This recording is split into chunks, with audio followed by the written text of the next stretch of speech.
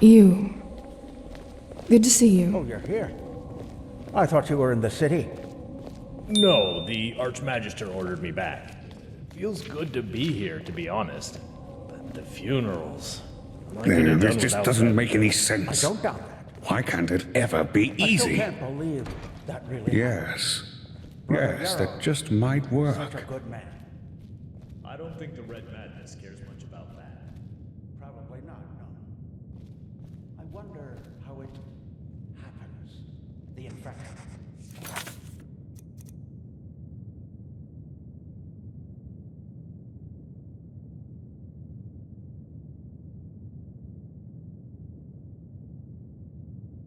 What do you mean?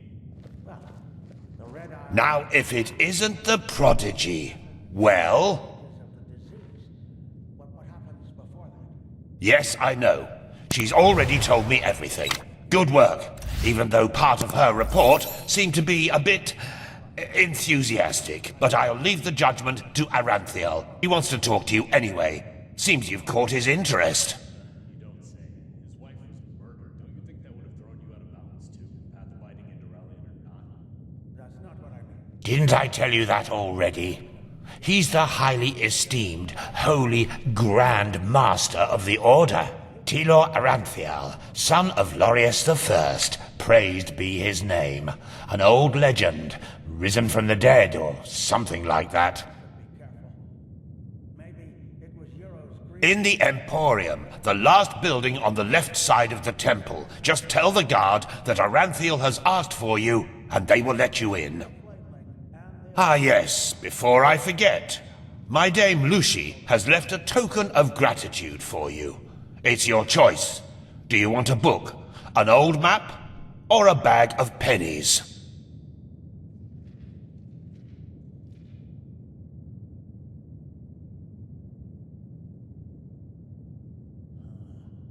Very well, now get a move on. I'm sure we'll talk again later.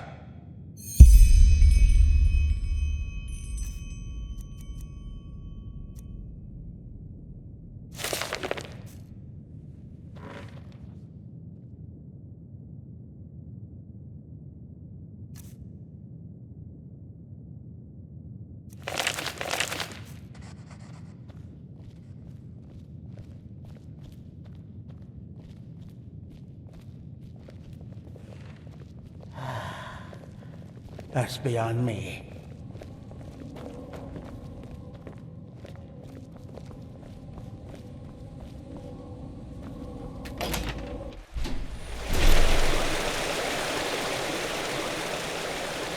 Ah, you. Good work with the sickle. You're an outlander, yes, but you've done more for this city than most Endralians.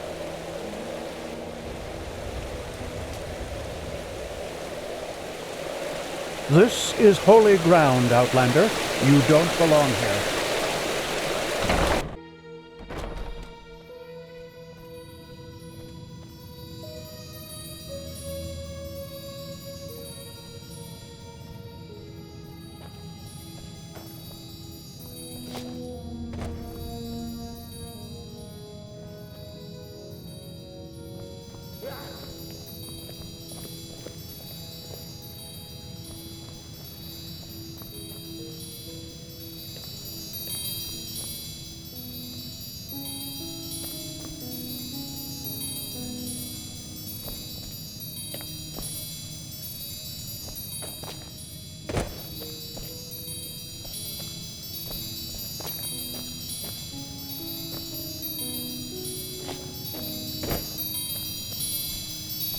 Walk blessed. It is a suspicion, Tila. And to send an entire division across the sea because of a suspicion is madness. We need to find out who sent the mercenaries. This Pegast said that they were after the Signet Stone, and if they succeed in getting hold of it next time, then the Black Guardian alone knows how to stop the cycle. The cycle. Listening to you talk almost makes me forget that all this fuss here is merely based on some bad dreams you and your Neremese friends had. The threat is real. Deny it as much as you like, but deep inside, you feel it as much as I do. Tila, you're a commander, and a commander doesn't care about feelings, but about facts. You have made this mistake before, Tilor, back then in Kira. And we all know... The mission will happen. I'm sorry. You have a visitor. So, you are the prodigy everyone is talking about. Interesting. I am Tealor Aranthia, son of Lorius I and Grandmaster of the Order, and I'm honored to meet you. What is your name? Yes, and I will come straight to the point. You are here because I believe that you are special. Humanity faces a threat that needs to be stopped, and to achieve this, you are indispensable. Among other things, yes. I do not need to explain to you that the present situation on Vin is chaotic. The wars, the living dead, common people who are losing their minds, to name only the most obvious. What most people are not aware of is the connection between these events. You, however, have encountered it, as have I. I do. And I will explain everything to you. What it means, who we are, and what your part in all of this is. Come, follow me. Maybe you already know who I am. My entire life, I served the gods who ruled Vin, until their death 2 years ago. What you probably do not know is that the one responsible for their death is my son, Narazul Aranthia. He hated the Lightborn because he believed that they robbed mankind of their right to freedom, so he strived to overthrow them. He found followers, formed an army and declared war on them, and thus on me, a servant of the Lightborn as well. It all ended in a battle 30 years ago, which Narazul won. He killed every single survivor except for me, and locked me in a dungeon on Nerim. I still do not know why he spared me.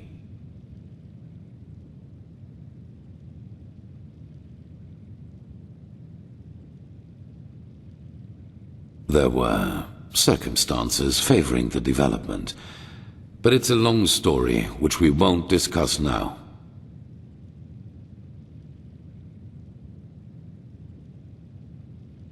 Good question. Because at the moment stability is the highest good, even more so considering what we are facing. The rulers of Kira and Kile both made the mistake to acknowledge the death of the gods to their people, and the civil wars that followed in their countries are evidence of the chaos that such a revelation entails. Enderal is the cradle of the Order of the Gods, the epitome of theocracy. It is unthinkable what would happen if we confirmed these rumors. I am sure you understand this. Maybe when all this is over that will change, but for now it is imperative that we deny all rumors of that kind. Yes, after more than 30 years, when the death of the gods made the magic around the prison disappear. And during my escape in the northern mountains of Nerim, I also had them for the first time, the dreams.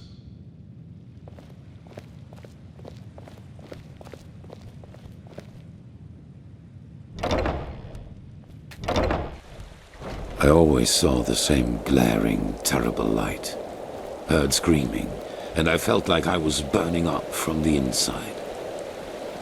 And above all, like a veil, there was the knowledge of imminence.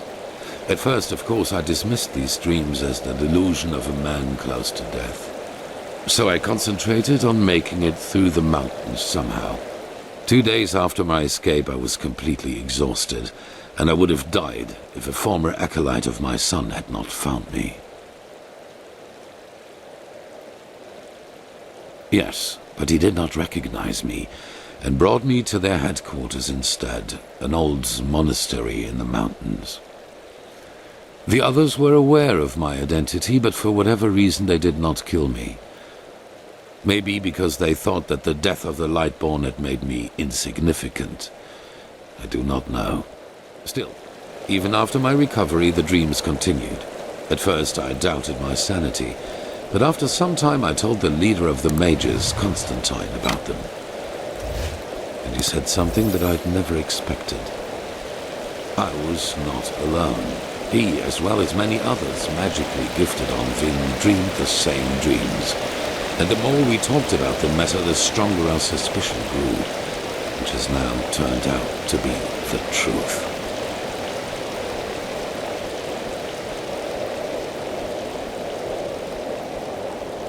The dreams, they come from the same place. They are a shared memory.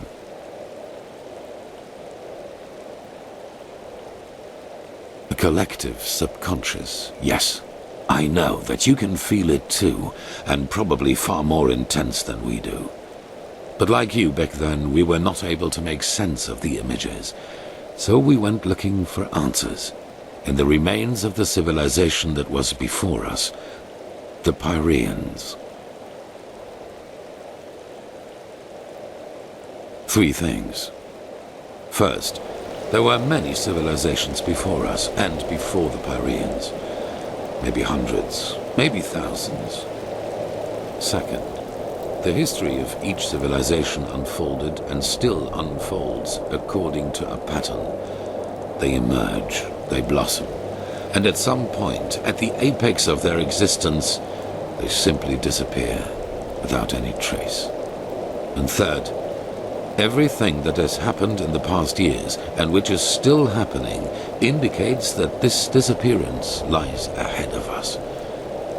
We are part of an eternal loop, a cycle, and our cycle is approaching its end.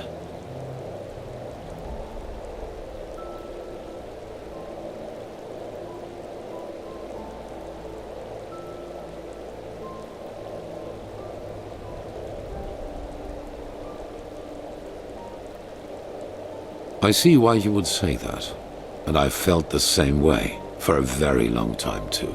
But there came a moment when we simply could not deny it anymore. We began to study the history of the Pyreans more intensely, and the parallels were extraordinary. In its early days, the Pyrean Empire was split up by a disaster, just like Vin was split up by the Starfall after the reign of the Eterna. Also, the Pyreans had a ruling caste who declared themselves gods after the catastrophe.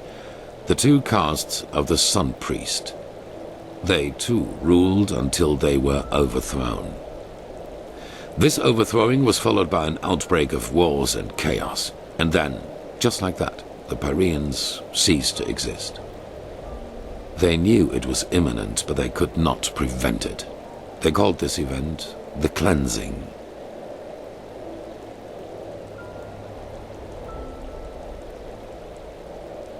They tried, but they failed.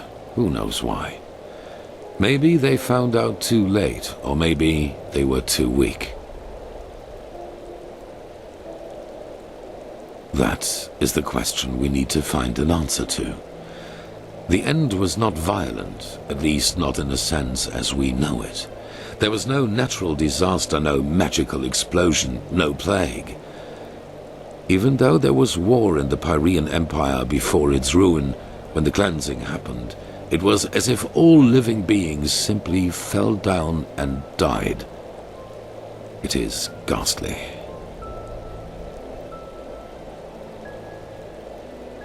Well, this is the reason why we need your help. Not only episodes of history recur within every cycle, characters do as well. Yes, the Pyreans call them the emissaries. They emerge very shortly before the cleansing occurs, like a law of nature, an answer to the Red Madness. And I am one of them, as are you. While I take on the role of the ruler, you take on the role of the prophet. It's just a description. Call it what you will. But without doubt, it is the truth. Your story matches the descriptions perfectly.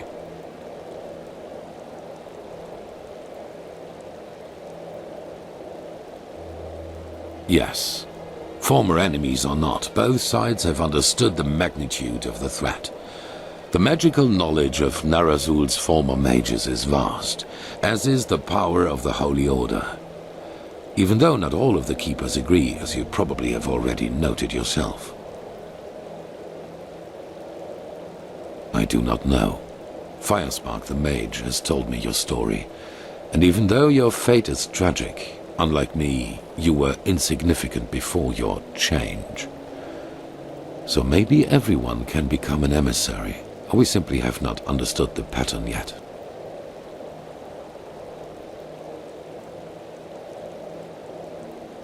No, as I already said, the emissaries simply appear at the beginning of the end, like pieces on a chessboard. We are determined by our skills. How and to what end we use them is our choice. On the one hand, your power. You carry the potential to master any skill within a fraction of the usual time needed. I assume you have already realized this. On the other hand, your ability to look into the past, and therefore into the future.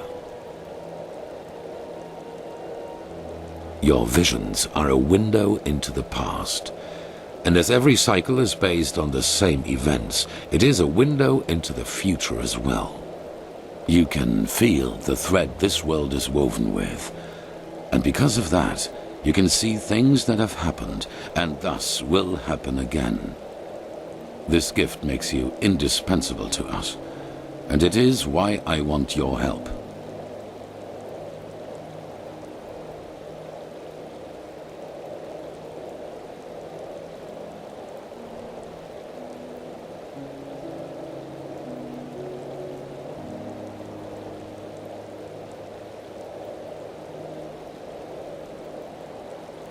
That is the wrong question. The correct question is, what alternative do we have? To wait and die?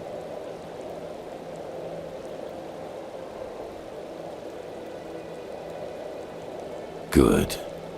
However, there's one more thing before the actual work begins. I want you to join our order, and to do so you have to pass a test, a trial.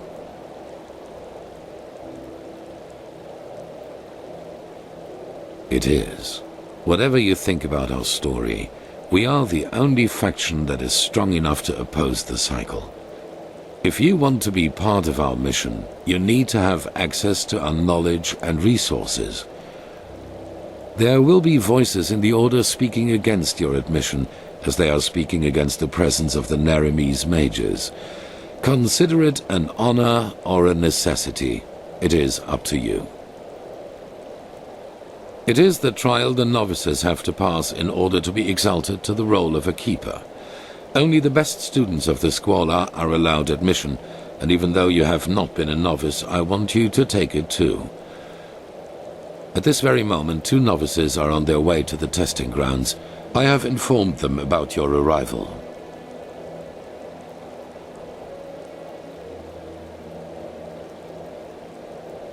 I have only a slight acquaintance with them.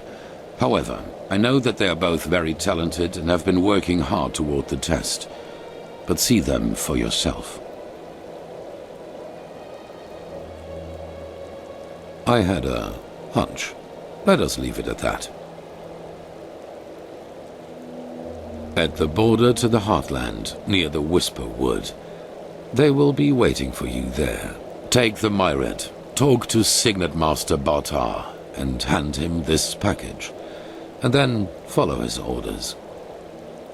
One more thing. It might be self-evident, but keep your knowledge about the death of the Lightborn to yourself. I do not believe you can do any real harm, but in the worst case, path-abiding people will consider you a heretic. After the cycle has been stopped, we will deliberate upon how we deal with the matter, if and how we tell our people about it. But not now, that is for sure. Now, leave. The sooner we can dispense with this formality, the better.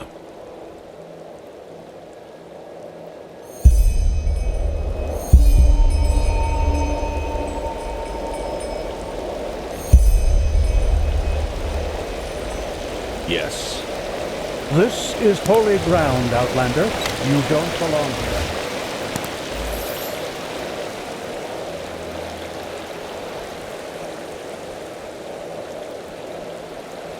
The notorious prodigy. I was told you know a lot about swordplay. I'd love to see if there's any truth to that.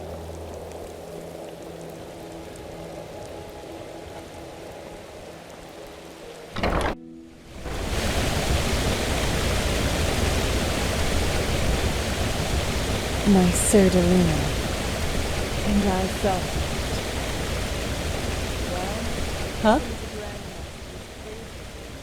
Now look at that. Someone who's actually interested in us as people, rather than in our knowledge about the Pyreans. But it's your lucky day.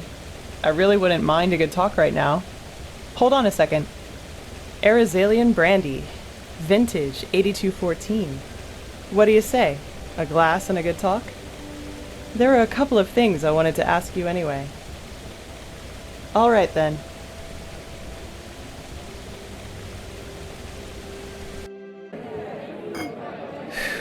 When I hear you say that, I don't regret for a second that I never came back to Ostian. Even though I've thought about it from time to time. Wow! Finally, someone who says it up front. Yeah, I've got some Scarag blood in me, though comparably little in regards to how much it shows. My grandfather, he used to serve in the South Realms Marines. And one day they captured a ship of Scarag raiders, some of them women. Stories say he fell in love with one of them, and yeah, you can connect the dots. But to answer your original question, yes, I'm from Ostian. Though we fled the city around 10 years ago. The right choice, as I probably don't need to tell you. The temple was always a bunch of fanatical fuckheads, but that bastard High Priest Janus gave the word butcher an entirely new meaning.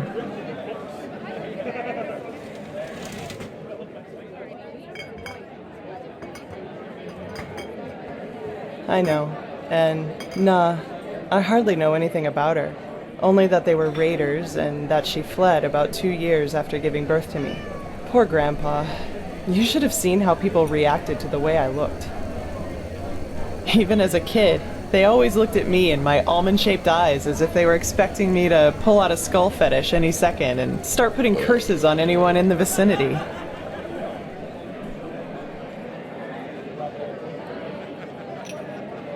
True words. Warriors of the Creator.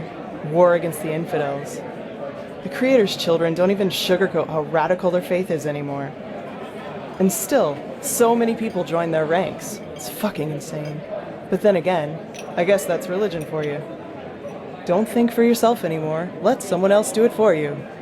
At least it was for my brother. I had. He was about 15 years older than me, and was always a troubled child. Rakul. That was his name.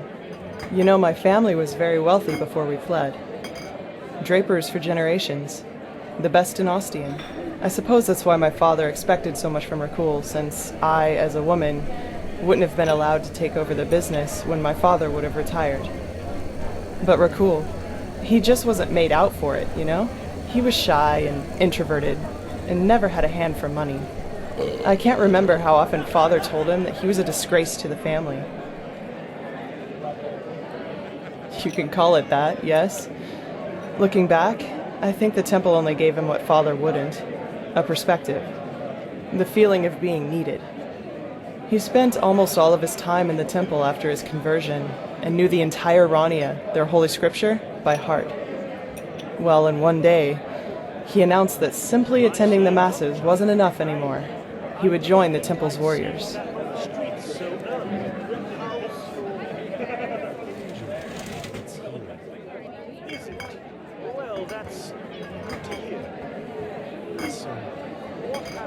Damn right. That's what these bastards do. They exploit the vulnerability of people like him and indoctrinate them with their fucking bullshit. And once that's done, they send them to fight for their holy causes. In other words, their own interests, like pawns on a chessboard. And if they die, then they call it a fucking honor. I'm sorry, my dame. Your youngest son just died. But don't worry, he's in a better place now, eating grapes and drinking honey. What solace, isn't it? Now, do you have any other neglected children for us? We're running short on material. Damn it, I hate those bastards. I just hate them so much.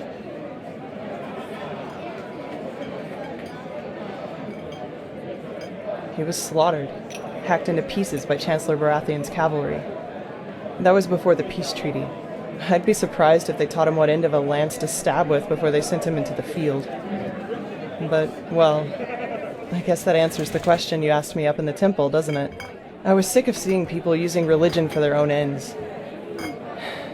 Creator, Lightborn, the Great Spirit. Same shit, different name. And you know what? No matter how much chaos the death of the gods caused, I don't regret being a part of it, not in the least. It was the right thing to do. Anyway, I'd say we call it quits for now, okay? It was good talking to you, but I'm dying for a nap. Take care.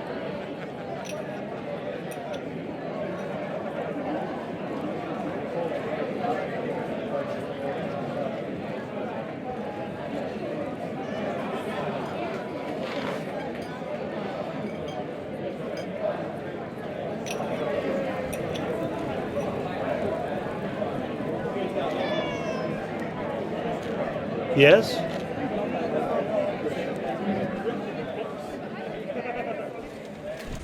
In the Shackles of Lust, presented by the poets.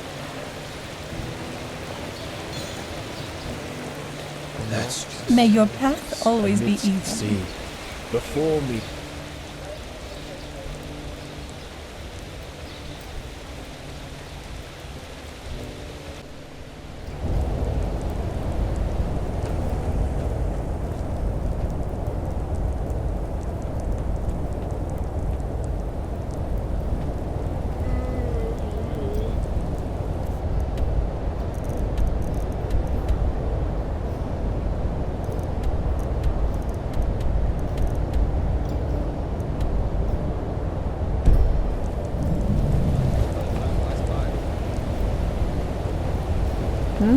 Can I help you? Yes? Walk blessed, friend. Where? Sure. Where to?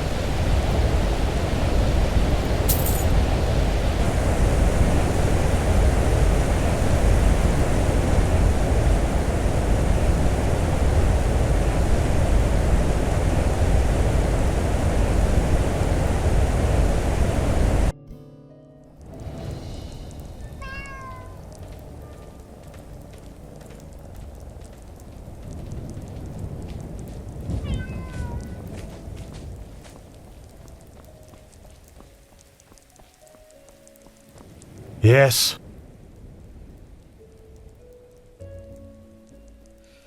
Oh, yes. You're the prodigy. I was expecting something else. I hope you're aware of what you're getting yourself into. Our novices trained for years for this trial. And as much as I respect the Grand Master, I think this is naive. In other words, it will be dangerous. Be aware of that.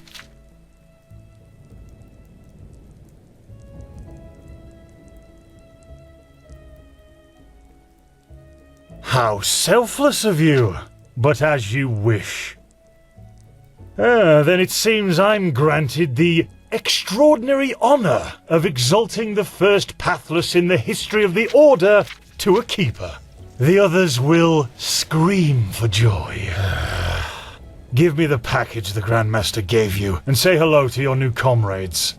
I have to go prepare something.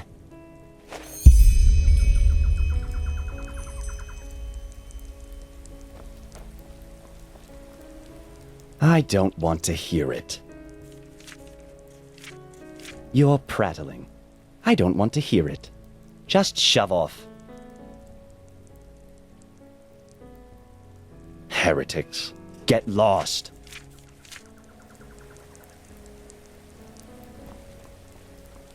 What? Oh, hello. You're our unexpected addition, aren't you? The prodigy? It does, actually. I'm Kalia Sakaresh, by my path novice and aspirant to the first sigil. I've been told what you did in Old Rashengrad, that you saved the excavations and fought back the mercenaries all on your own. An astonishing feat, truly.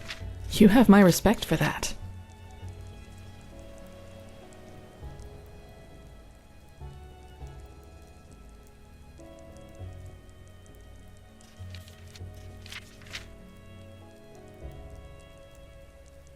I know, but you tried.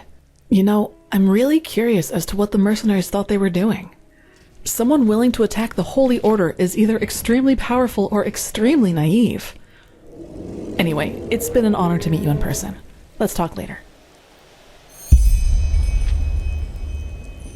All right, enough of the chatter. Come here. Here. These potions will be necessary later, so be careful with them. Apart from that, it's still a few miles to the ritual place. As you're all gifted with magic, the spores in the forest ahead will make you a little dizzy, but we won't stay for long. Any questions? Long story. Simply put, they come from a special kind of mushroom that has infested this forest, and staying near them worsens the arcanist's fever. So, in case you're thinking about exploring further, take some magical protection and some ambrosia with you. Good. Stay close to me. Not now.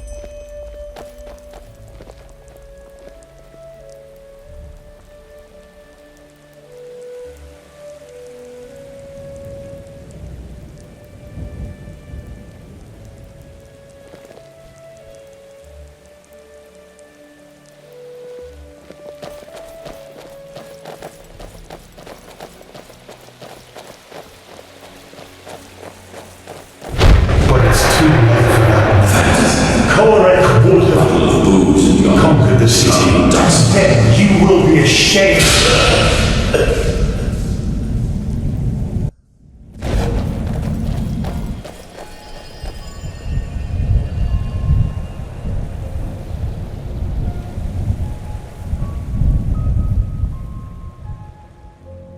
Huh? Oh, did you now? So, what did you see? A horde of naked Scarag women charging towards us? Okay, look, you're very impressive and talented, I get it. But please, spare me this rubbish about visions and echoes of the future. Tealor always had a fondness for those kind of things, but I'm not really one for all that. So, let's keep going. Not now.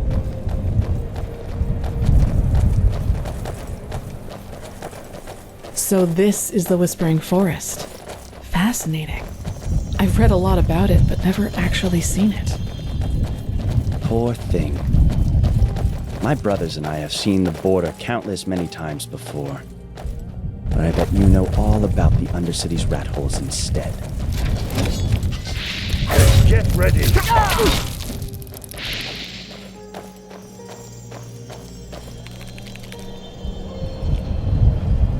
More of them!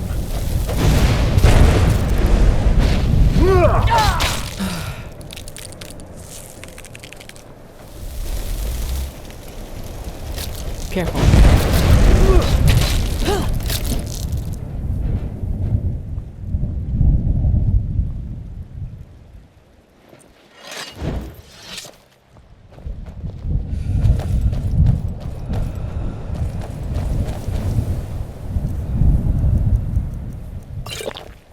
Wait, do you see that?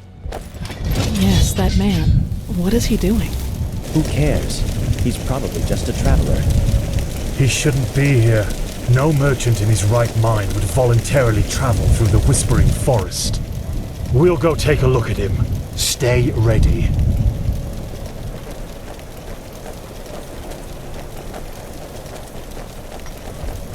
I see it.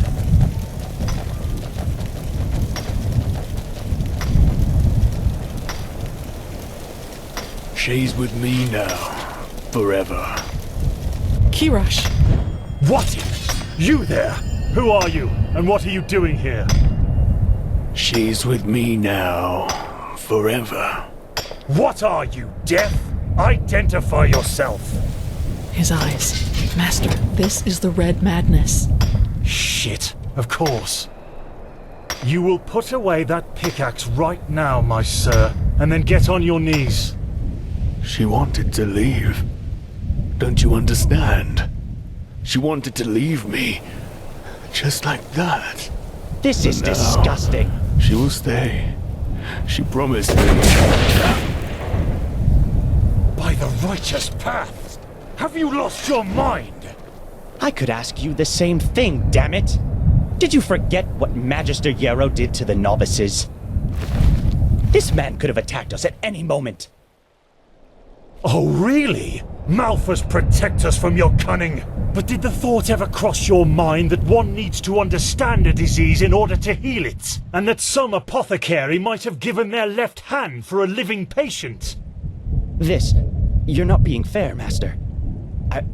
I was only protecting us. Like heck you did! You behaved like an idiot! And not for the first time! The other masters might ignore that fact due to your religious commitment and your bloodline, I get that. But if something like this ever happens again, you will be suspended from the rites and will spend the rest of your life polishing prayer banks in the sanctum. Do I make myself clear? He really was trying to protect us, Master. Maybe... Do I make myself clear? You do, Master. And I beg your forgiveness for my offense. Granted. Now let's push on. We will take care of the body after the ritual.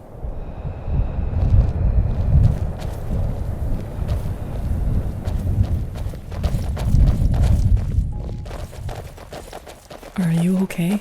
Just save it.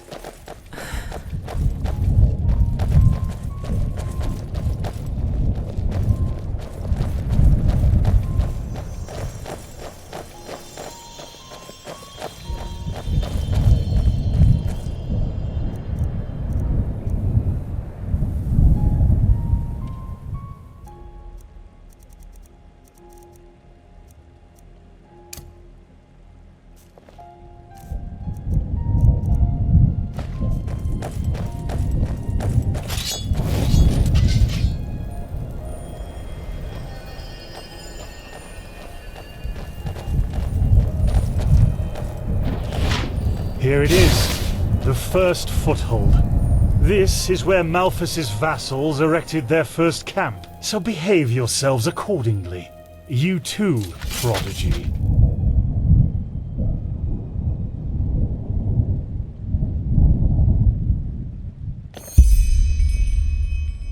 Well then, before we start, there's something I need to tell you. Something, important. The rumors concerning the deaths of the Lightborn, they're true. What? The gods are dead. They fell 2 winters ago beneath the sword of an unknown traveler. We, that is, the Order, have known about this for quite some time now, but haven't told the common people yet. But since the 3 of you intend to take the trial, there's no way to disguise the truth anymore. But how can a god die? There was a prophecy, as old as the Lightborn themselves, in which there was talk of a shadow god, who would end the era of gods. And it came true.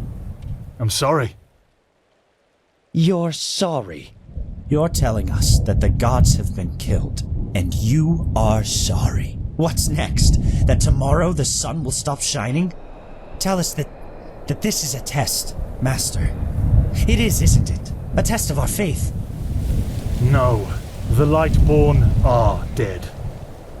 But, hard as it may be to accept, we cannot afford to fall into a spiritual crisis right now. The Order of the Gods, Malphus's order, was created to protect the Lightborn. And if what you're saying, this blasphemy is true, then we're meaningless. We failed, don't you see that? Oh, by the Black Guardian, I just can't believe it. And though I shan't be seen, thou shalt live by my virtue. 3rd Revelation, verse 137. I know it's hard, Dunwar, but if this is true, we have to show strength and keep on believing in what the Lightborn stood for. Which is the idea of peace and... Oh, just shut your mouth, Sakaresh. If anything, you lowborn scum are living proof that the Order is going downhill. Do you really think I don't know about the village? You're a damned witch, and if this were the old times, you would have been crucified long time ago. You don't mean that, Dunwar. Drop it, for heaven's sake! We're all on the same side here. No, we are not. This wench doesn't have any right to wear the white robes. And if you would spend more time with the holy scriptures instead of your brandy bottle, you would see it as well. But no, you just... Shut up! I swear to you, one more word and you will wish that I just suspended you. What? No buts! Do you understand? Yes. I hope so, for your sake. Just be glad that this is a time when we need skilled mages more than ever. Just be glad. Now enough of this. Our demeanor defiles this sacred place. There will be enough time for depression and personal crisis after the trial. Let's recite the holy words. Thou art my light, my glimmer at the horizon. Thy name is my sacrament, and thy path I will honor. In life as in death. May your light guide me. Good. As you know, this trial will test the fortitude of your spirit. Because this is what, distinguishes a keeper from a soldier. What distinguishes a wise man from a fool. Keep that in mind.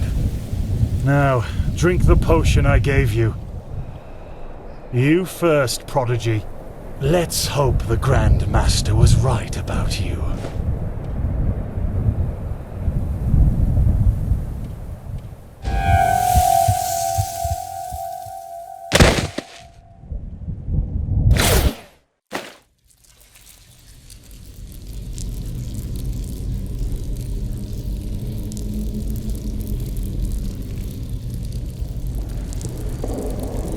Oh no.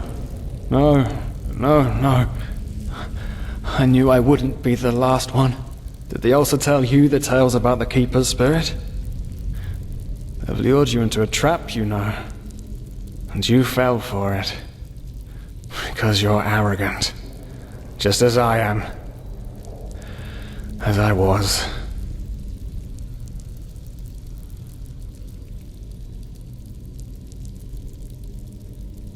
You're right. I'm not real.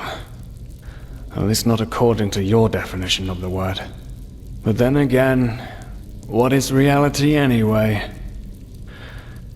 If I told you that you and your friend Sirius actually lie dead at the bottom of the sea, and that everything that has happened so far, your journey to Ark, the search at the Sun Coast, was only a dream, would you be able to recognize the truth?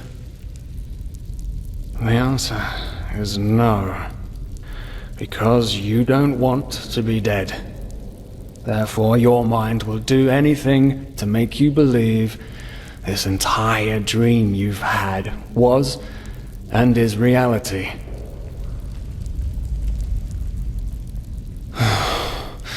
Doesn't it?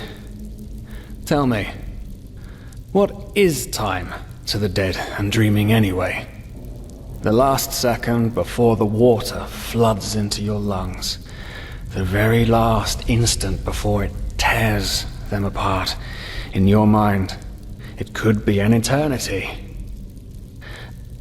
A self-created sanctuary built from nothing but your wishes. But what's the point in talking anyway? You don't want to believe me. And I'm tired of trying to make you. Now leave me alone, before we make the suppressor even angrier. He doesn't like words. He likes the silence. What? They haven't told you about him? Oh, that's so typical. The suppressor. He's the reason why we will be imprisoned here forever, and why we can't access our feelings and wishes.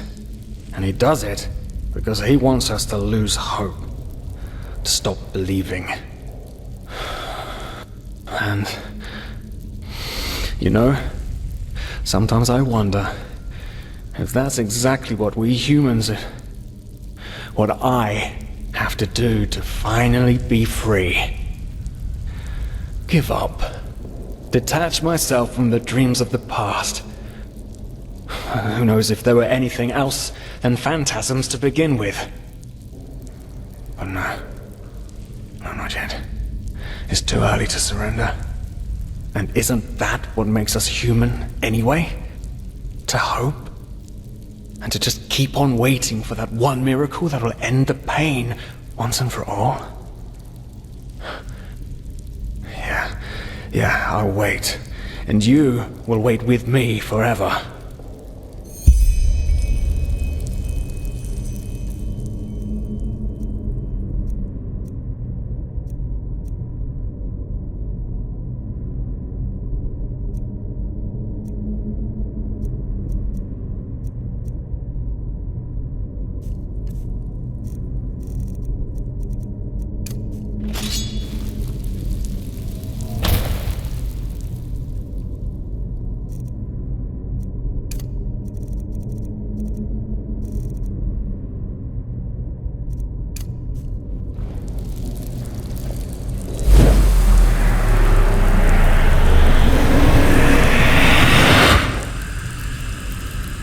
What the? How did you do that? You simply opened it? But that's impossible. All these years it's kept me from escaping, and you just... Come on. We have to look. We have to look and see what's outside. We won't get far, but still we have to see. Come. Lead the way.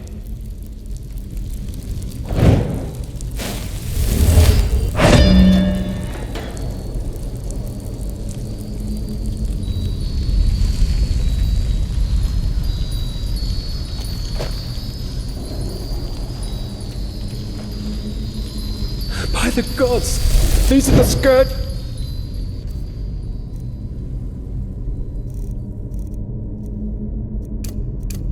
Suppressor!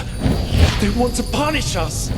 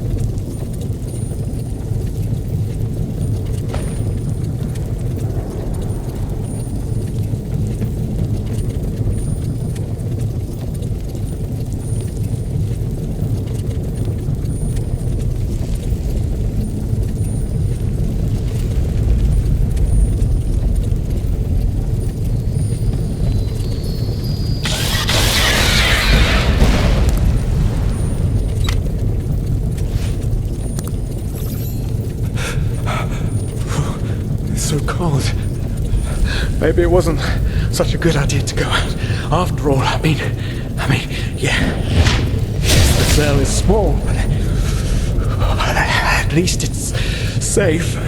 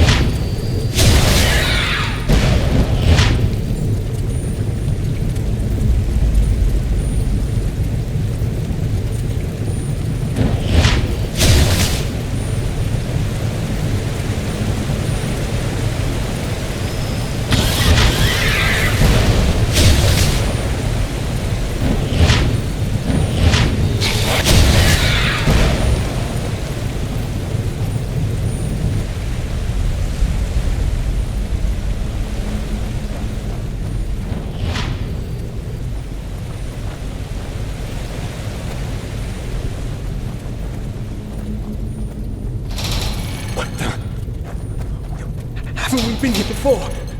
By the gods, everything here looks so similar. It's a damn maze.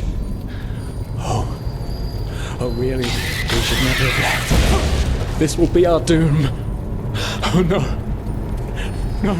No. Do you see it? All the cells, they're all empty. And there's blood. Oh no. There were people in there just like us. They didn't know their place either, and now they're dead. They've simply dissolved because they dared to disobey the suppressor. By the gods. This is what will happen to us too. I knew it was a mistake to leave in the first place. I just knew it.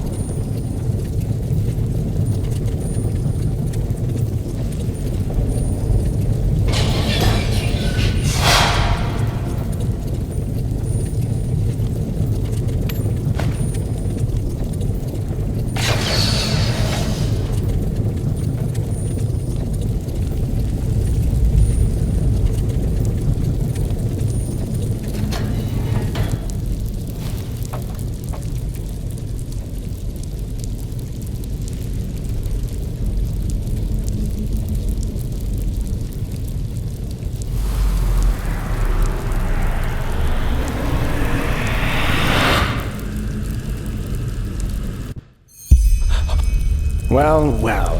So you figured it out? Yes. I am what keeps you in this place. Was it blind rage that made you act, or have you truly understood who I am? Have you understood what drives you and determines your actions? The salt corrodes your skin, and the water filling your lungs is cold. But you still haven't found it, child, have you?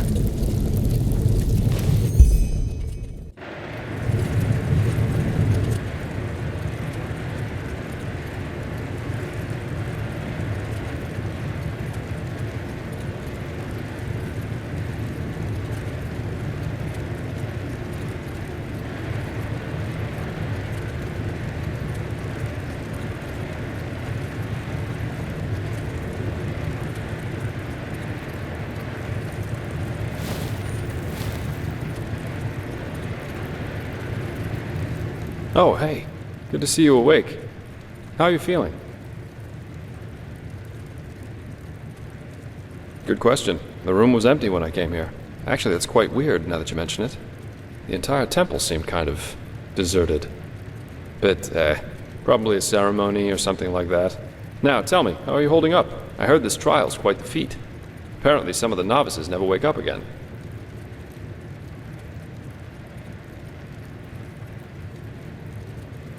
In the temple, the curarium to be precise. You were brought here when you were traveling with that Ixon guy. I think the others are already awake, but I didn't want to leave you here, so I thought I'd just stay. I mean, hey, you are a keeper of the first sigil now, aren't you? I believe congratulations are in order. Everyone knows about Ixon, and the fact that you're asking this shows how little you actually understood. You're pathetic, you know that? Simply pathetic. I said you are pathetic. At first we believed it would be more exciting this time. But now that we've seen the new prophet, our hopes are gone. You're a joke. A nobody who let his only friend kick the bucket. As if you'd ever accept that. You humans are always so damn persistent, aren't you? Why? Why can't you just let go? Because in the end, you are powerless, just as all those before you. And you, prophet, you are the biggest joke of all. You are nothing but an urchin. A weakling. And a murderer. And that is why you will burn. All of you. The cleansing will happen, and there's nothing you can do to stop it.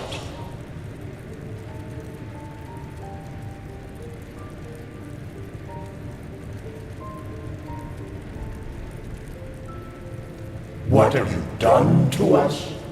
You are so naive. The world is an interplay of cause and effect, and the only logical consequence of your existence is annihilation. That's the way it was, and that's the way it's going to be. But enough of the banter, urchin. We wanted to meet you, and so we did, even though the result is rather sobering. Now wake up! Keep on stumbling through the mist.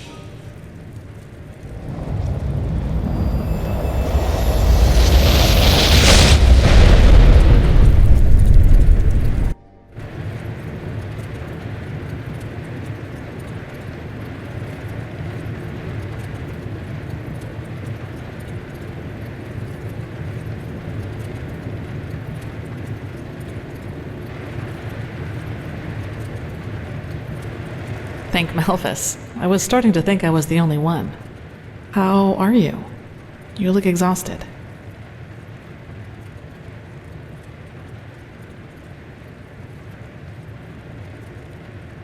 Of course, sorry. That remark was a little redundant. But it's good to see the Grandmaster was right after all. I woke up just a few hours earlier, and he was here in the meantime. He didn't doubt for a single second that you would make it.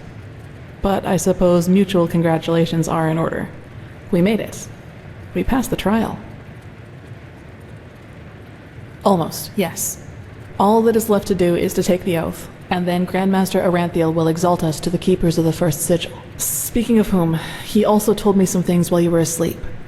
About the Pyreans, about these dreams, and of course, about this cycle. This is so bizarre, really.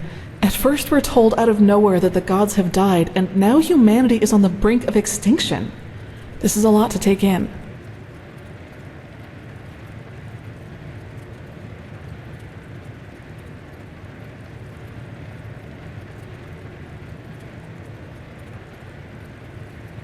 Hard to say.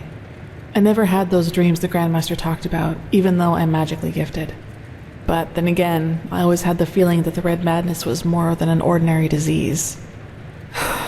Well, I suppose all of this explains a lot. At least now I can understand why the Grandmaster was willing to break all the traditions of the Order just to get you exalted to be a keeper. According to him, most of our battle against the cycle will stand or fall with you.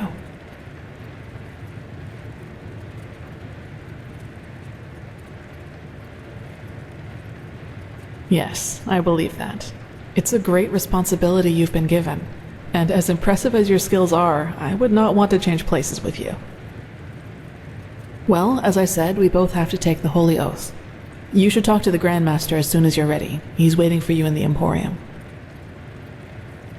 Right. Dunwar. The apothecary examined him about an hour ago, and it doesn't look good. It's likely that he'll never wake up again.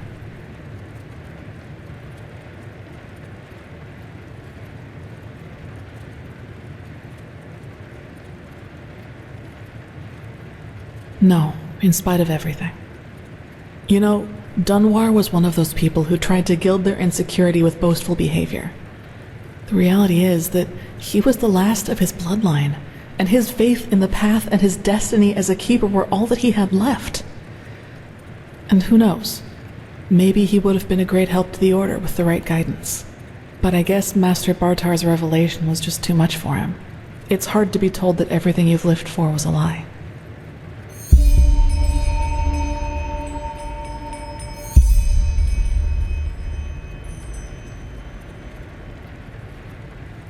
Well, maybe I just don't show it as much. But yes, in a way, you're probably right.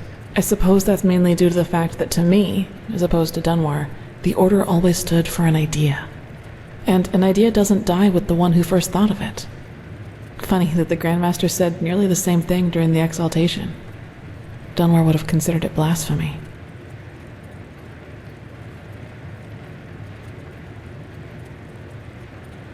That's true.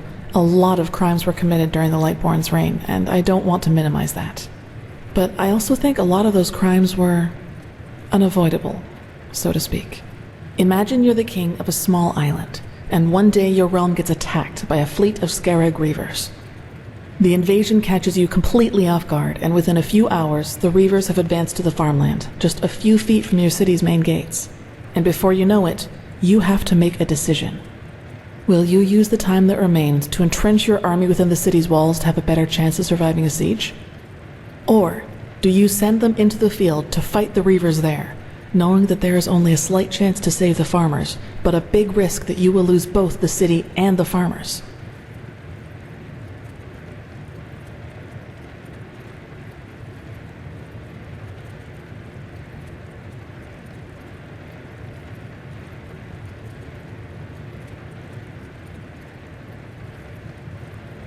It would, yes. But what if your foray fails, and ends up being the reason why the Scarab can break through the city's fortifications? Wouldn't that too make you responsible for all the townsfolk they would kill once they got in? What I'm trying to say is, it doesn't matter what you do. There will be people who will despise you for your decision. If your attempt to rescue the farmers fails, you will be accused of having acted blindly and idealistically. And if you just stay in the city, they will say you didn't even try. Of course, there's a small chance the foray might work, but should decisions like that really be made as if they were a game of dice? As I said, I don't mean to absolve the Lightborn of their crimes, but I'd wager my left hand that they had a lot of similar decisions to make.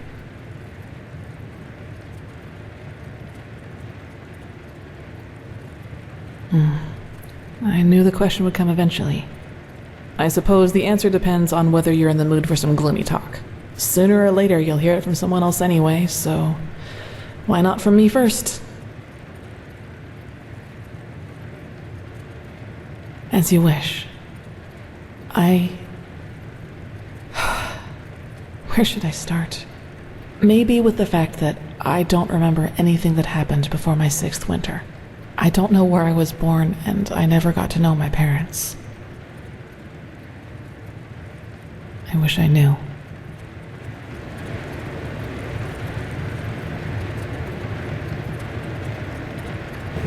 What I do know, though, is that the first memory I have is of waking up in the middle of some village. It was dark, and I felt dizzy and, I don't know, empty? That's probably the best way to describe it. I eventually found the strength to get up and look around, and, well, that's when I realized what was actually going on around me. The entire village. It had been destroyed. There were corpses everywhere. Men, women, children, and the houses had been crushed as if some mad god had rampaged through the streets there. And it had all just happened hours before because the destruction was still fresh. Whatever it was, I didn't have much time to think about it. As soon as I got up, I saw 3 riders coming through the smoke. One of them got off his horse, ran towards one of the corpses, and started screaming something in my direction. Then I felt a blow on the back of my head, and I lost consciousness. By the name of the sun, it's strange to talk about it like this. It's been so long, but the memory feels as if it had happened yesterday.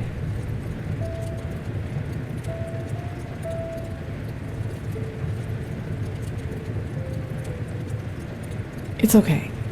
Anyway, it turned out that the riders were men from the village who had gone hunting. They must have observed the whatever it was from the distance and ridden back to the village. At least I think that's how it went. I guess I'll never find out. The reason they thought I was somehow involved is that the village priest found me a couple of days before it happened near a shrine in the wilderness. Apparently, I was wearing torn clothing, and no matter what the apothecary tried, he couldn't wake me up from my comatose sleep. And it seems that made the writers think I was some kind of witch child, or unholy beast, whichever you prefer.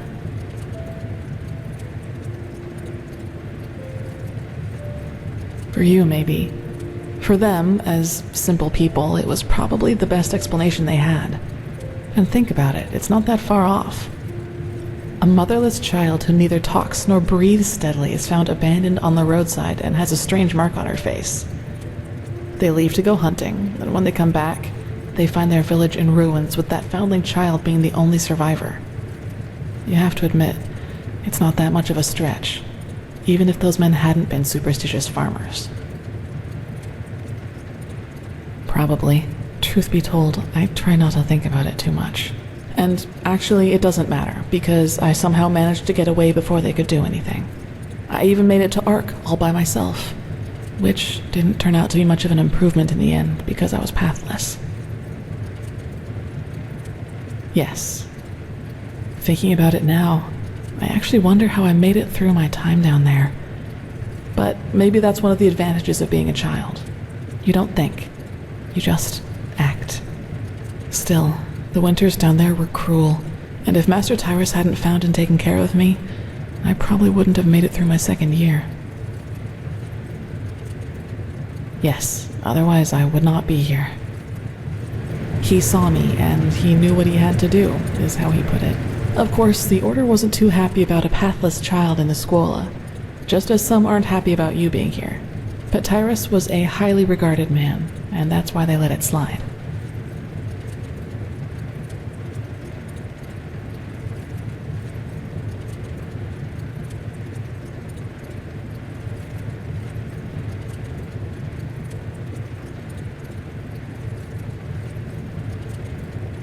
It does, yes. But then, he had lost both his wife and daughter 5 years before he found me, so maybe I was some kind of substitute. I don't know. But in the end, it doesn't matter. I owe him everything. He was a good man, and that's all that matters.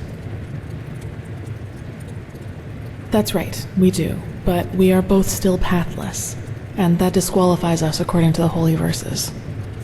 I guess now you understand why I was never as connected to Malthus's teaching as Dunmore was. To some of the Keepers, I am still an outcast, and no matter what I do, I always will be. Yes, and now I'm here. Well, here we've reached the end of my impressive tale. I hope you liked it.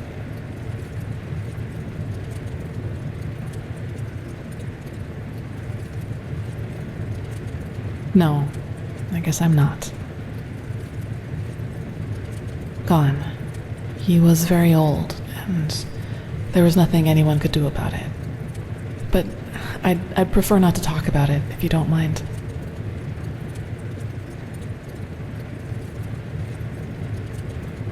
He does, yes, and he's not alone in his opinion. One of those hunters recognized me in the market my first year as a novice, and you can imagine that it was easy pickings for those who were already against my presence in the Order. From then on, they added names to the derogatory stares. Demon Child, Witch, whatever they could come up with.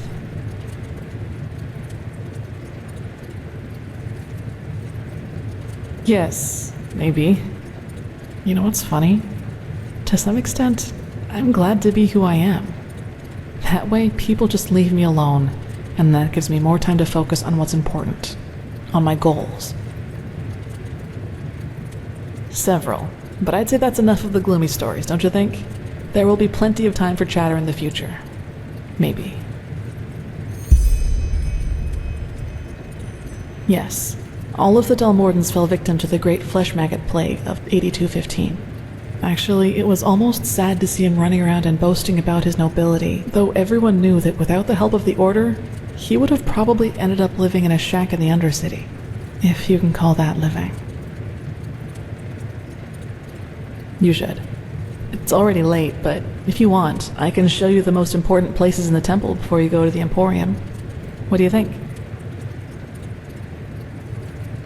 Good. Then get your gear from the chest by your bed and we'll go. You should reclaim your gear before we leave.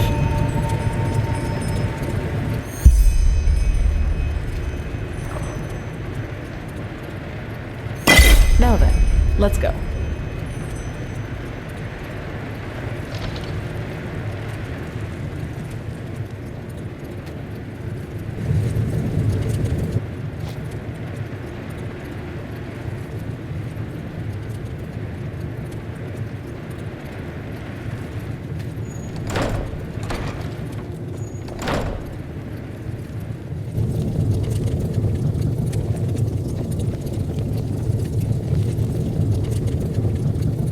Yes?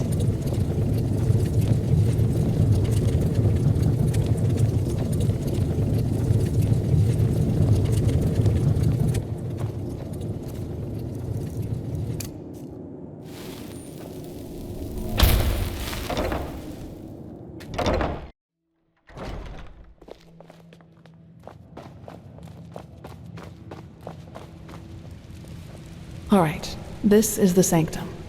It's a place of silence and prayer, and also where we'll be exalted later. Walk blessed.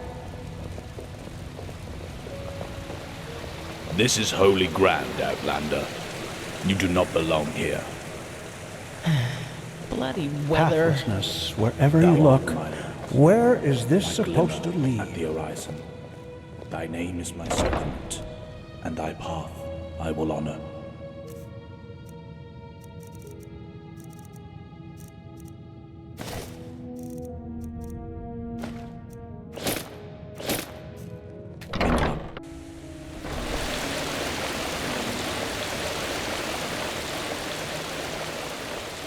Ah, you. Good work with the sickle. Okay, I think you've seen this place before. We call this part of the temple the Chronicum, and in here is gathered the knowledge of the Order, written down in books and parchments. Plus, all of the experiments and research on artifacts and magic is done here, so it's a place you'll probably see often in the near future. Ah, and just below the Chronicum is the temple smithy. You should go there if you need equipment. Over there, that's the Scuola and the quarters, where both the Keepers and the novices live. There's also a training room where everything from swordplay to marksmanship can be trained and taught. You will find some skilled teachers there. Well, I think that's about it. You've already been to the Emporium, and I assume to the Eye of the Gods as well. I suggest you speak to the Grandmaster as soon as you're ready to take the oath. Prepare myself, probably. Now walk blessed. I will see you soon.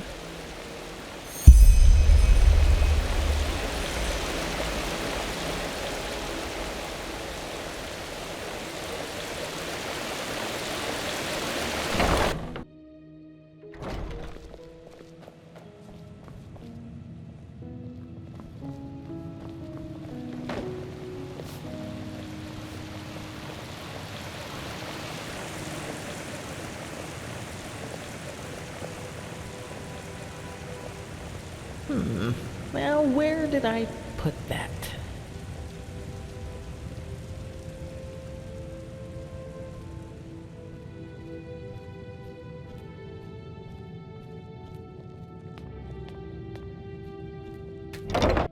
And you actually believe this could work?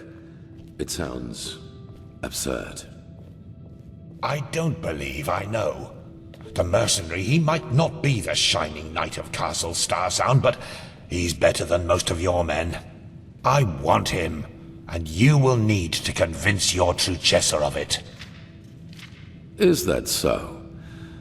Very well, I will convince her. You will hear from me. I hope so.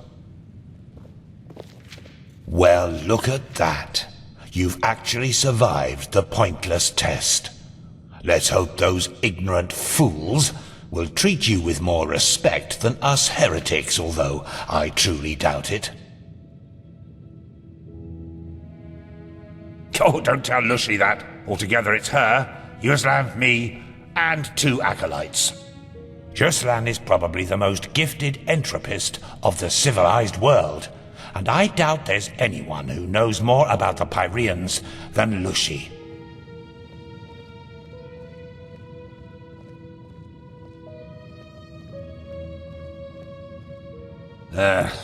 Quite some questions you're asking there, lad. But why not? You're not one of those god lambs, so where's the harm in telling you? Yes, the Lightborn are dead, killed by the Shadowborn. But truth be told, too little has changed for us to feel any different, if that makes sense. Yes, but that's because the Lightborn have left a power vacuum, and everybody feels obliged to fill it himself. Plus, there's the cycle, which seems to drive people into violence. I'm talking about grand-scale changes, such as in the way we think. To know that gods can be killed, that there is no other power in life than life itself. That has to do something with people, doesn't it? Well, bullshit. Just look around Enderal. The most religious country of all, and yet people act as if nothing has happened. All it needs is some fancily dressed up clergyman to tell them that the rumors are false, and they swallow it like mulled wine and go on about their business. It's depressing.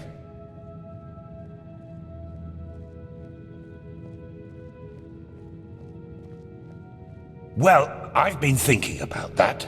I suppose it's because the Lightborn's reign has always lived from people believing them to be divine, rather than actually being it, if that makes sense. They're more like symbols. Regret? Far from it. The gods were tyrants, and they robbed mankind of their right to self-determination. Regardless of the consequences, what we enabled the Shadow God to do was the right thing to do.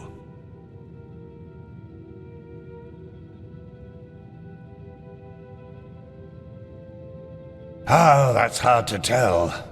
Most of the time I was with Narathzul's order in the Kabet Mountains. But when I was younger, I used to travel a lot, not only in Nerim. What about you? Which idiots did you have the misfortune to be raised by? The foolhardy rebels up north? The bootlicking pawns of the Chancellor in the Middle Realm? Or the fanatic mask-wearing cultist oafs down south? Ostian, I see. A beautiful piece of earth, actually. But these sodding cultists and their creator have done their best to make it a living nightmare. Truth be told, it was them who made me join Narathzul's fight against religion back in the days. I was a young traveling arcanist then, and wanted to make some money in Ostian's arena. Fight some rabid animals, oh, you know the story. I had heard a lot about Nerim's South, and imagined a place at the pulse of life, exotic music, adventure, beautiful women. But you know who greeted me when I reached the city gates? Corpses. They burnt their skin off, and then nailed them to crosses. There were at least 50 of them. Men, women, children. And they were set up at the roadside like trees in an alley. It was atrocious. The smell of burnt meat everywhere. The screams of those who still lived, and all of it only because some fool has decided that they had somehow acted against their god. I still dream of it sometimes. Well, that was when I declared war on religion.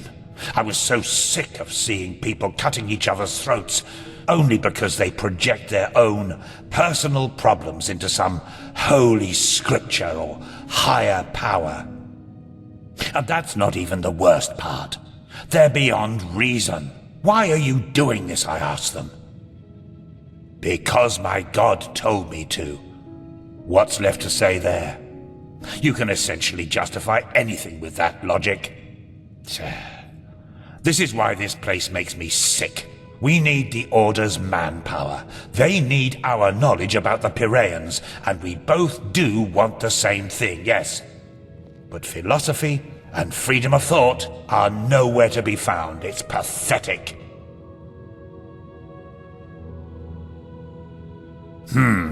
Yes and no. On the one hand, yes, a happy person will most likely never become a murderer, no matter if he or she follows the teachings of this creator or some Quiranian philosopher. But if something happens to this person, hunger, fear, shattered dreams, a peaceful ideology can make all the difference. What is religion, after all? It's a guide to live life, a set of values. And even if it's just one line in the Holy Scripture that says, "Kill the infidels," how likely is it that a broken man will interpret it in a peaceful way? If you want a justification to spill blood, you will find it. If your religion was ambivalent to begin with, even better. There's a lot of discussion about that on Kira, and it drives me mad to hear people prattling on about how it's all a matter of interpreting the scripture in different ways. Blazes, if your ideology is so peaceful, why does it say, "slayeth this, slayeth that," rather than just get along? It's pathetic. Yes, go on, try to justify a massacre like the one in Ostian with a philosophy that consists of only two principles and nothing more. Respect those around you, and killing is bad regardless of the motives. Good luck.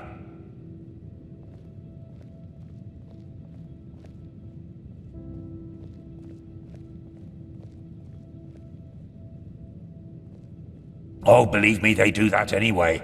Plus, if the only thing keeping a person from killing and robbing another one is the thought that some higher power will punish him for it, then that person wasn't a paragon of virtue to begin with.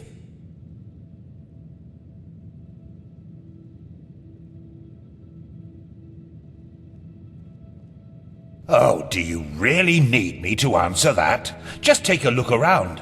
There are all sorts of great historical writings on us here. We're a bunch of bloodthirsty heretics who followed Telor Aranthiel's deluded son into the war against the gods, who gloriously defeated us in the Battle of Zaramar. Narathzul was locked into an old tower, and those of us who remained cowardly fled into the Nerimese mountains.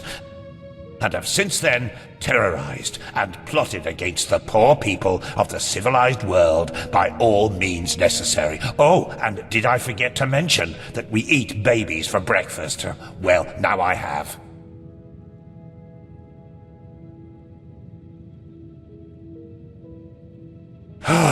Sorry. I suppose I just shouldn't have read that much Enderalian literature on the subject. If there's someone who deserves an award for biased misrepresentation of the facts, it's the buffoons who run this place. Prophet, good to see you. How do you feel? You've never been in any danger. If I had doubted your abilities, even to the slightest, I would have never spoken out for you. In any case, all that is left to do now is to recite the oath. Then we will finally deal with the more urgent matters.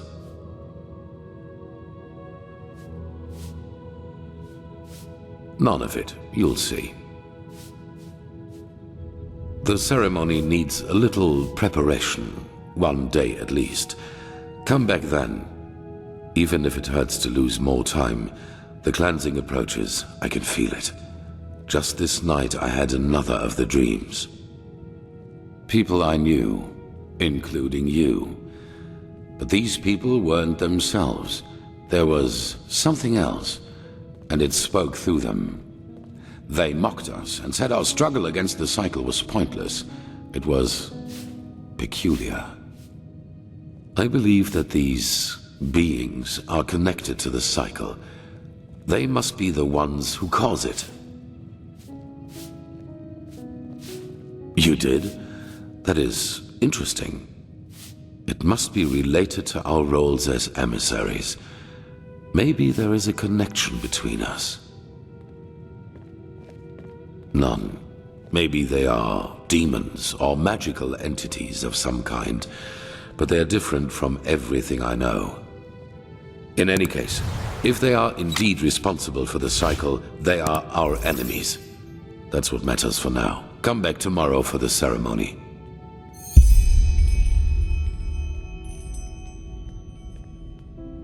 Yes. Why do you ask?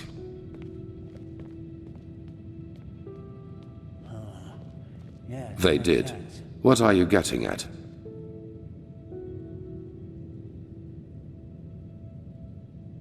A fair point. But in the future, just be upfront. I do not like such veiled remarks. So, yes, my time in the prison was harsh. The hunger, the degradation, to name the most obvious. The worst, however, was the isolation. Ironically enough, that was the last thing I had expected, you know. From all the suffering there is, it seems so banal. But it isn't. You either find ways to cope with it, or it breaks you. Fortunately, I managed to do the former. For me, it was memories of the time before my incarceration, the prospect of what would come after it. They were my window into the outer world, so to speak. They reminded me that I was more than this deprived creature I had become in those dungeons. Strange. Everything seemed too bright, too unreal. I especially felt that in the cloister with Narazul's mages. I had difficulty talking to other people, and whenever I did, it felt as if the others were like wax figures.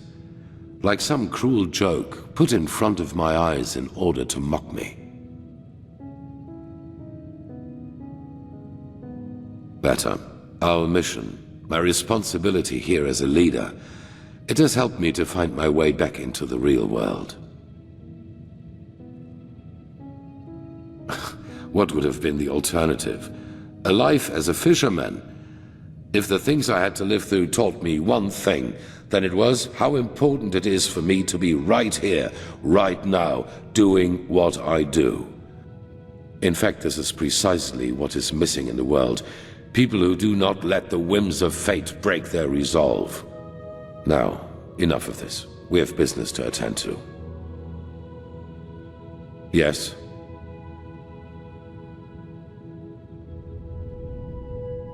That depends on whom you ask. In some writings of the Pyreans, we are referred to as chosen ones, but this is wrong. A better word would be chess figures with their own will. Whatever force causes the cycle also gave us powers and a task, but fulfilling that task is our own responsibility. No. Well, that is something else we only know in broad strokes. It is my task to lead mankind in its battle against the cleansing, to rally our strengths, so to speak. Yours is to read the echo and help us gain the knowledge we need for victory. How exactly you're going to do that is something we still have to find out. I do not know, but there are hints. We will see. Good question. In their writing, the Pyreans say it has existed for aeons. Since this world exists, since the sea of eventualities exists, so too then does the cycle. It seems to be a part of existence, so to speak. The Pyreans didn't, and neither did the dozen civilizations that came before them. That is what we know. But as for what happened before that, our knowledge about the past is limited. All that matters for now is that the cycle threatens us, and that we have to stop it.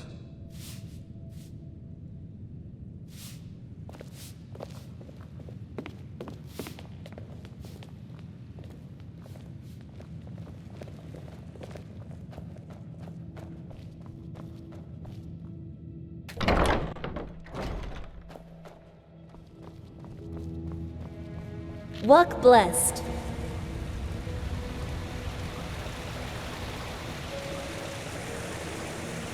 Oh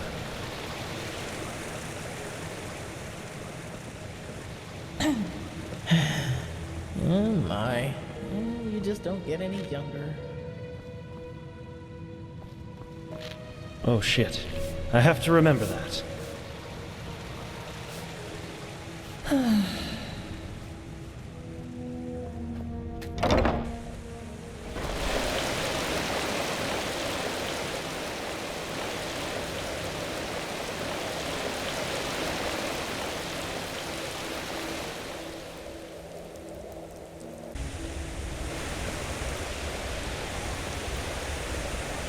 Yes? My sir! Wait a moment! Phew! There you are! Here! A letter for you!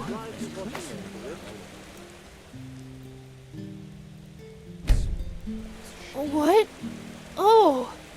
That's very generous of you! Thank you! Safe travels! And may his light guide you! Oh, my sir! What a...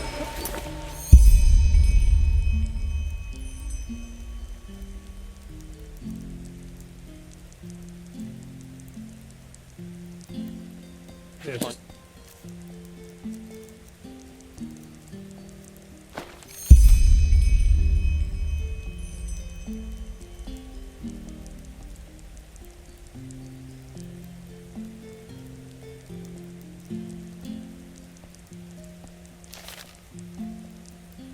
You. How are you faring? I'm doing fine.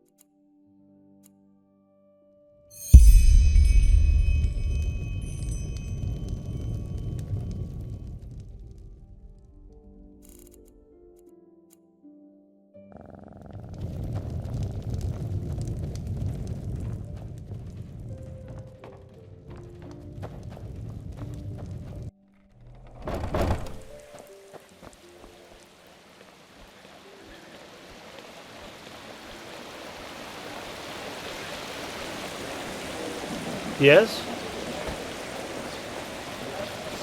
Wow, that's nice armor you're wearing there. Between cobblestone Malphas's and blessings. excretion.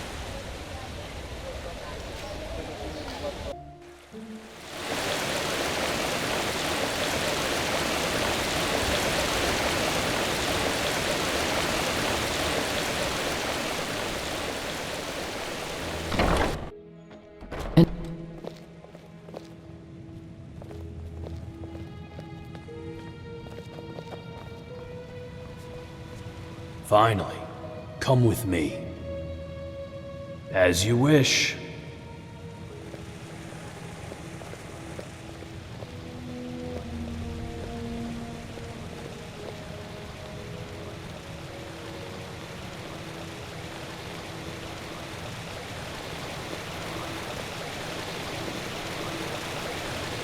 There. Climb the stairs. Go to the statue and speak with the Grand Master. No idle talking, no stupid gazing, right? Very well. The entire third and fourth sigils are gathered in there, so show some respect. And now, walk blessed, brother.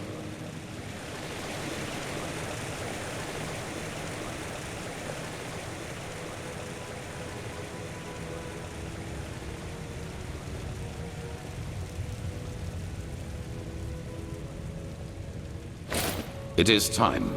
Come forward, Prophet. I know what you are feeling. Mistrust. For it is the first time in the history of the Order that a stranger will receive the holy consecration. You consider it a treason against our charter, and therefore against us all. And indeed, it is true that traditions have strengthened the Order. We have ruled this land for millennia, and for millennia we have prevailed. And I know that what happened 2 years ago has unsettled you. Yes, we are in a crisis. Yes, our foundation seems to be shattered. And now you believe that I profane even what little is left by consecrating a pathless one. But you are wrong. It was always people who have given strength to the Order. People like you and me. Yes, we did serve the Lightborn, but because they embodied an idea. The idea of peace through stability. And even now, after their demise, we will pursue this idea. We are facing a threat that endangers the world as we know it. And to fight it, we need one thing above all others, the readiness to make sacrifices for the greater good. This man, like Novice Sakarish, has shown this readiness. He is talented and has a gift, and thus carries responsibility. But instead of running from this responsibility, he faced it and found us. Consecrated ones, repeat my words. This is the day when my old me dies away. For today, I receive the sigil. This is the day when my old me dies away. For today I receive the sigil. From now on, I live to protect, by sword and mind, the path, my land, and those who are without strength. From now on I live to protect, by sword and mind, the path, my land, and those who are without strength. Until death absolves me from my duty. Until death absolves me from my duty. Thus, you are elevated to keepers of the first sigil. Rise. Now let us all recite the holy words. Thou art my light, my glimmer at the horizon. Thy name is my sacrament, and thy path I will honor, in life as in death. May your light guide me. Leave now, brothers and sisters, and rest. We will need our strength. Go and get your armor at the temple's forge. After that, meet me in the Emporium. There's news. Well, where did I Ranks. put that? After a novice has passed the trial, he is raised into the first sigil, and over the course of years, if he proves to be worthy, into higher ranks, up to the fourth sigil, which is held by the Truchessa and the Grandmaster, me. Of the first sigil, yes. Our masters will teach you, our smiths will equip you. That is all that I wanted. Walk blessed. Walk blessed. Yes. Yes, that just And might... that's it. It feels strange. Yes, kind of. You know, for the past 7 years, I have lived for this moment. And now I'm here. It's peculiar. Anyhow, let's talk when there's something new to talk about. Walk blessed, brother. You just wait and see. Fucking sissy.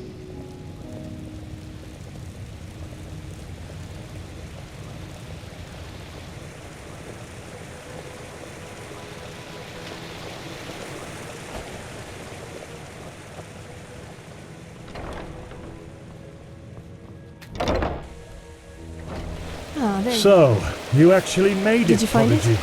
Yes. Congratulations. Even though I'm not sure everyone is as proud about that as the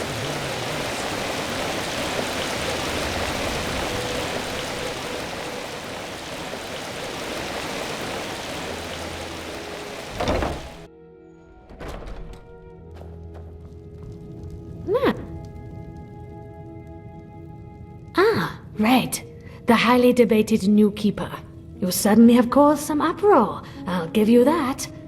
So, robes, mail, or plate?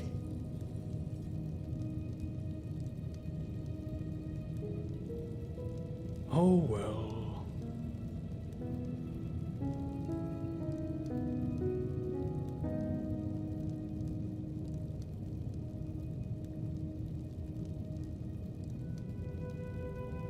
Fine, here you go. And no matter what you think of all this, wearing this armor is an honor. Get that into your head. Most of us had to wait decades for it. Walk blessed.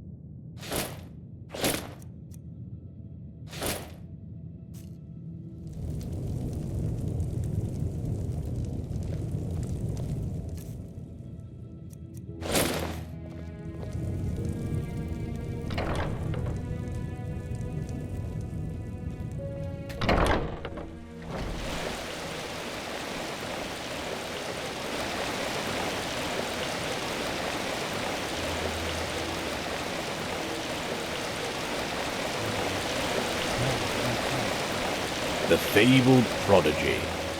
I hope you can live up to what they say about you. I really do.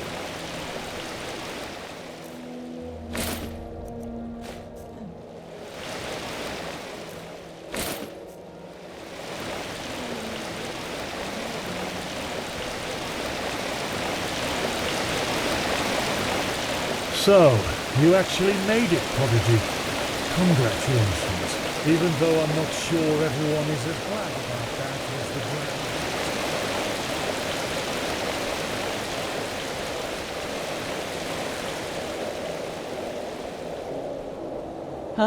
Huh? The notorious prodigy. I was told you know a lot about swordplay. I'd love to see if there's any truth to that. Approved your request. We will take care of it as soon as possible. Not much. We haven't yet heard from the keepers old Aranthiel sent overseas, but their armory and weapons seem to belong to an order of mercenaries who normally operate in Nerem or Kira. We'll see. Now look at that. It's the Prodigy. Well met.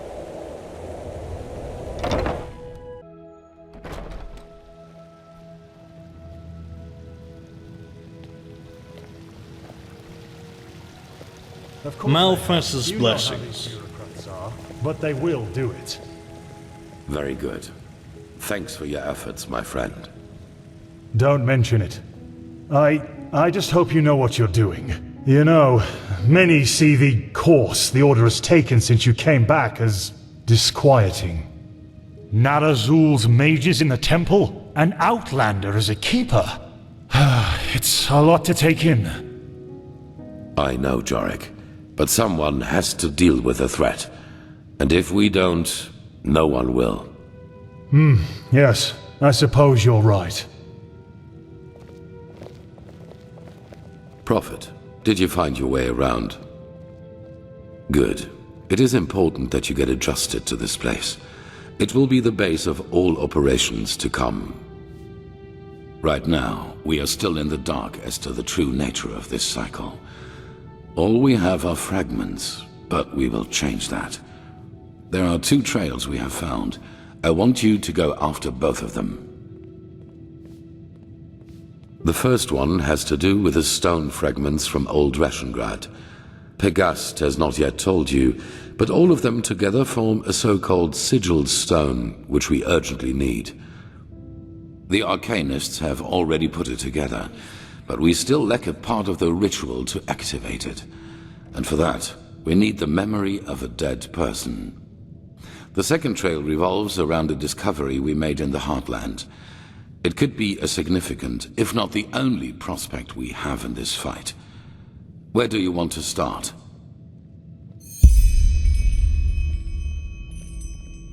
It's simple. I've told you that the Pyreans knew about the cycle, and that they too battled it before they vanished. The sigil stone was a magical defense they created to protect themselves from the Red Madness. Through small fragments that segregate once a certain ritual is performed on it. Wear one of these fragments and it will serve you like a shield for your spirit. The stone won't produce enough for all citizens of Ark, but enough for all of us keepers and the guard. The problem is that we lack knowledge about this ritual, and those who have it have been dead for millennia. Correct. The entire plan revolves around a discovery which is exhibited in the Chronicum. The frozen corpse of a Pyrean, which a fisherman found adrift in the Northern Sea some years ago. Yes, the ice prevented his body from decaying. But go to the Chronicum and speak to Archmagister Maragil. He will be able to explain it better than I can.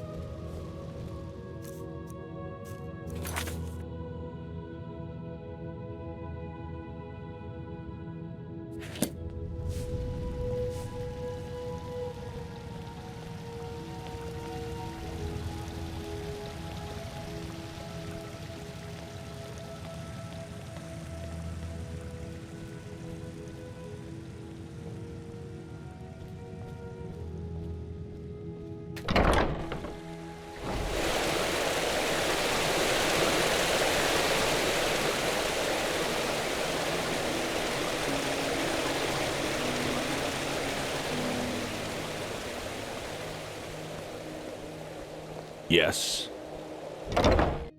You. I heard you passed the trial without going to the novitiate. Congratulations, I guess. The Grand Master must think highly of you.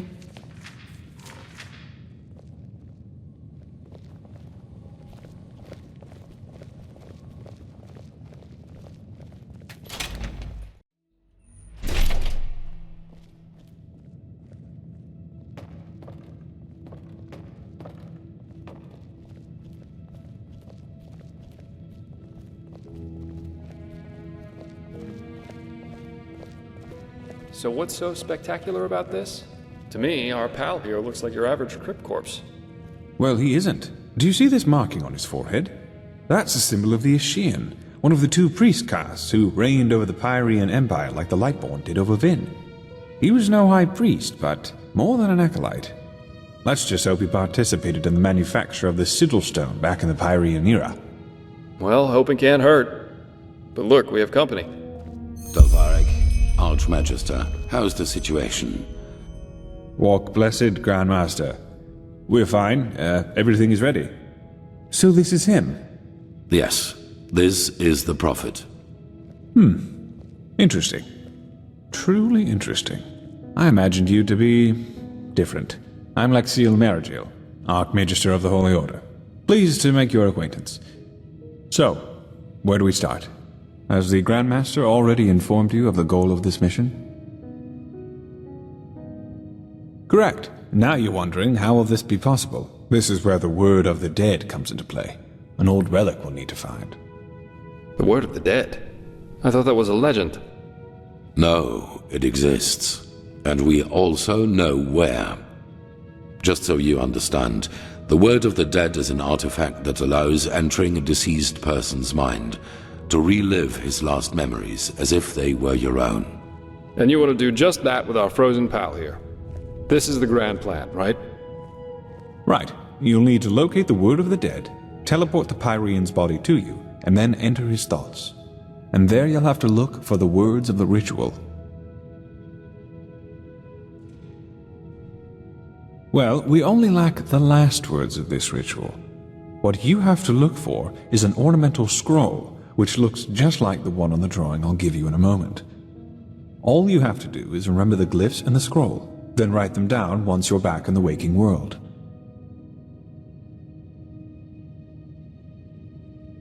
True, but we're talking about a different form of magic. It works similarly to the forbidden school of entropy. You're telling me. I myself feel like a myriad in a toad's pond. But alternatively, we'd have to excavate every ruin on Vin and hope that some priest left one of the scrolls behind.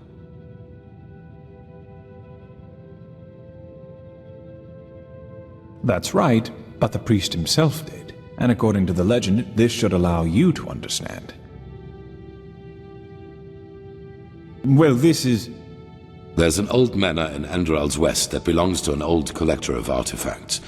We received a tip that the Word of the Dead is in his possession. Hang on. Are you talking about this odd fellow with the puppets? The aged man from the folk song? I am.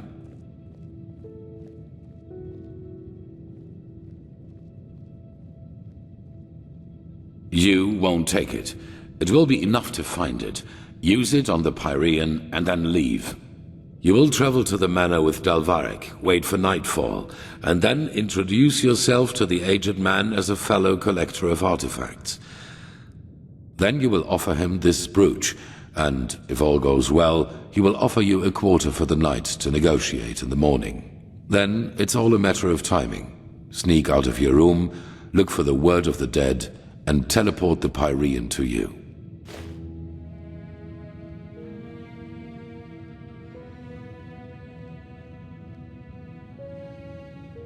A good question, but no. The aged man is special, so to speak. Even the Lightborn ordered us to let him live in peace. The Black Guardian knows why.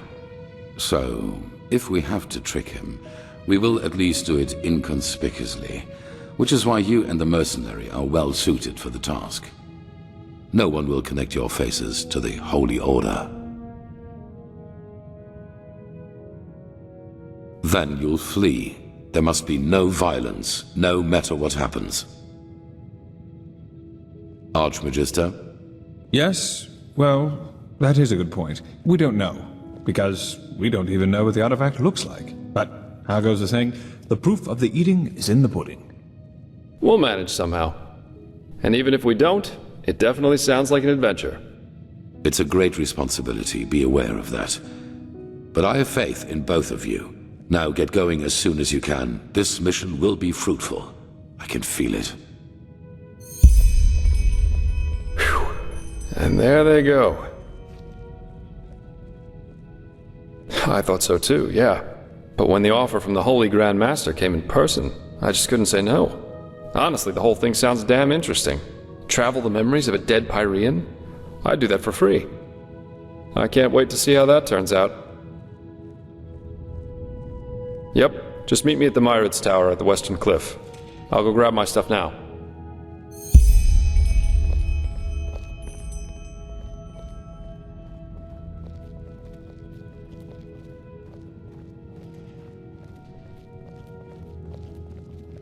Now a good pipe.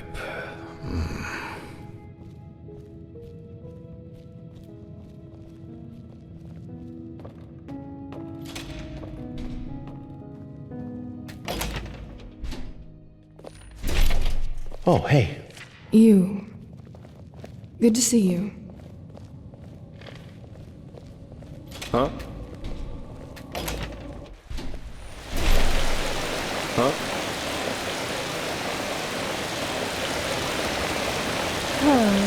You're the one they call the Prophet, aren't you? Congratulations on passing the trial. Yes? Huh?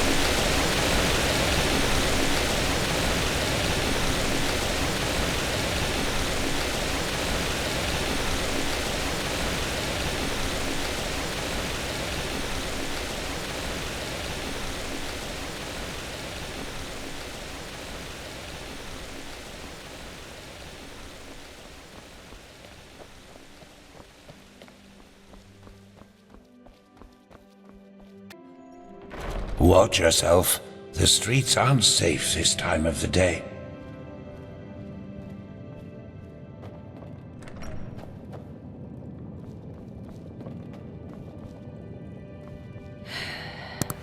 We always go too easy on the scum.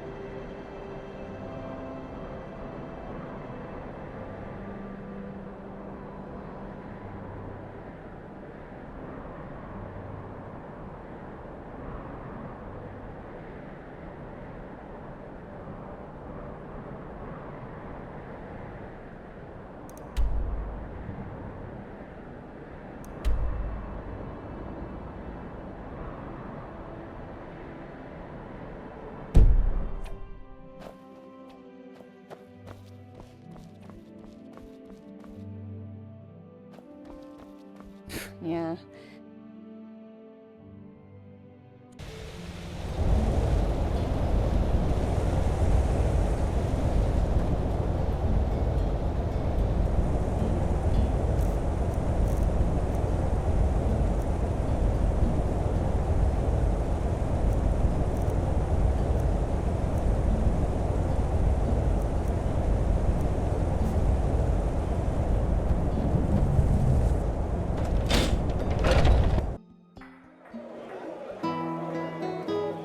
Monsieur?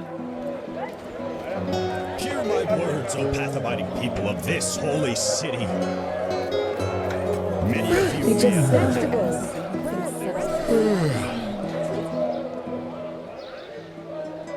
Hungry for RPG?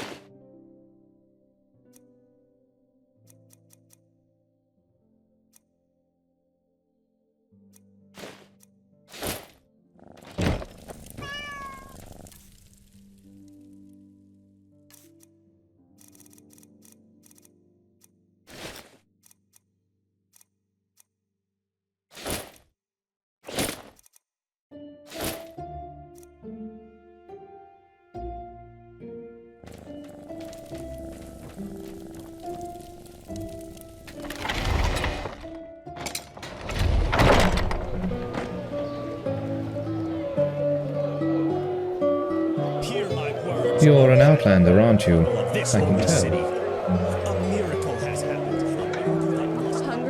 Hungry? I've got just what a weary traveler.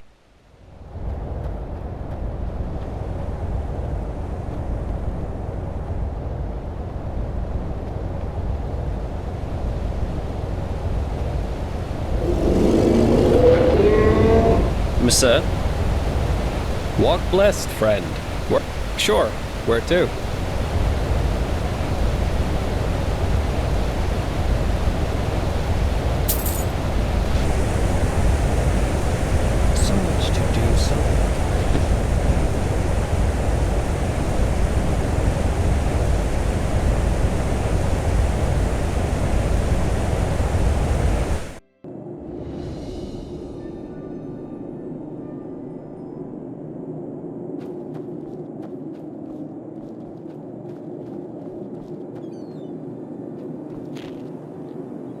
Ah, there you are.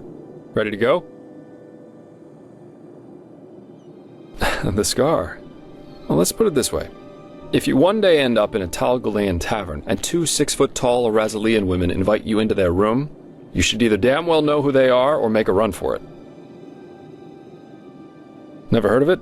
It's the capital of Araziel. At least if you ask the civilized people. Hands up. Guilty.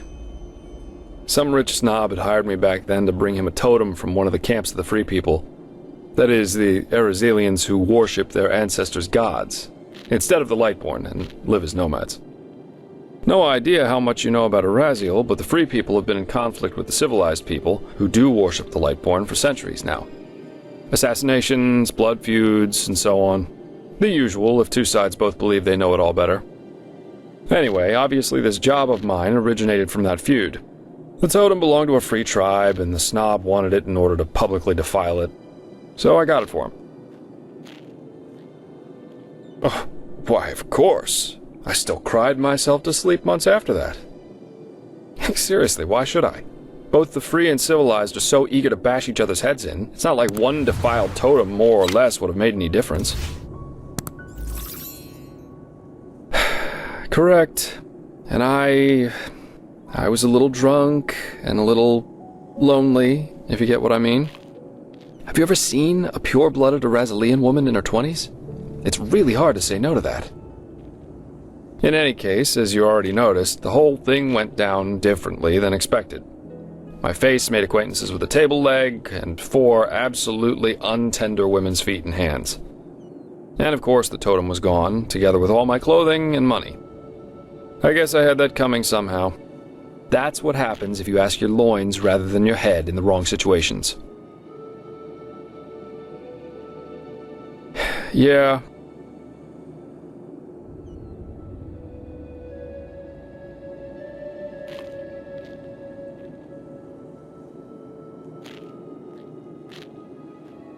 That's one way to put it. But anyway, how does the saying go? A truly beautiful face can never be tarnished.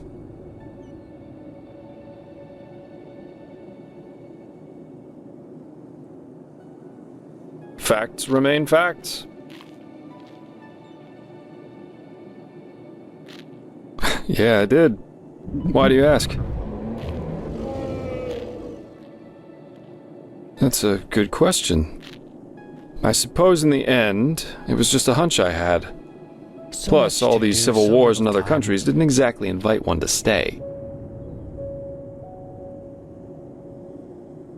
Well, I guess that depends on where you're standing.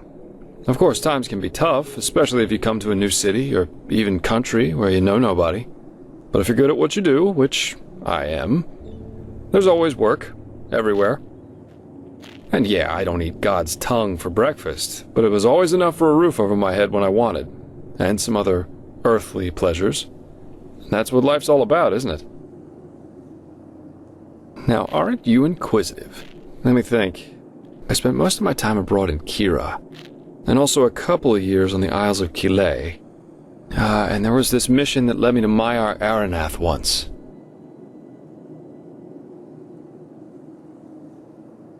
What am I, a traveling tome? I'm afraid I'm not a very good storyteller. But Kira's great. The people there are so much freer in their way of thinking. There are the great bazaars, the palaces of the merchant lords, and the fortress of the mages' circles. But you just have to see it for yourself someday. Oof. Different. As beautiful as the Isles are, there's always this feeling of rush and competition. Have you ever heard of the game penny? On Kile, it's not a crime if a merchant tries to cheat a customer. It's the customer's fault if he doesn't see the fraud. But if he does, the merchant owes him a token penny. Bizarre, isn't it? But over there, it's common practice.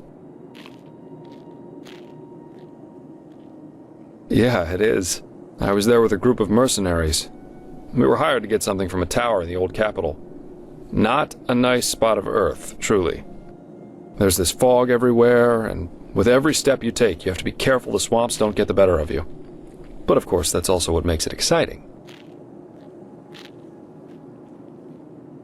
Keep your chin up.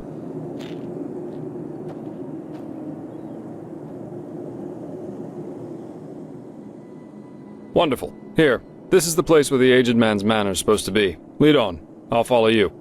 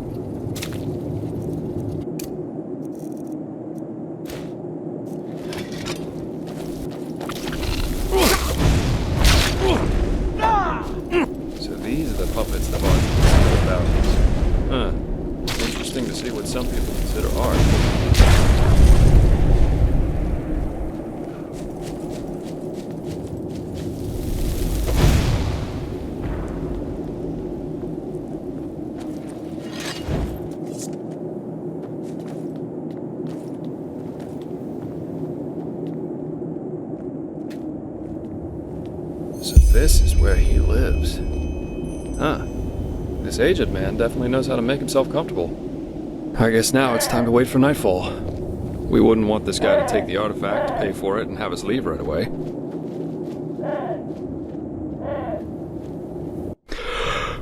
Alright. I think that's enough. Now let's see how we can get in there. These busts look interesting.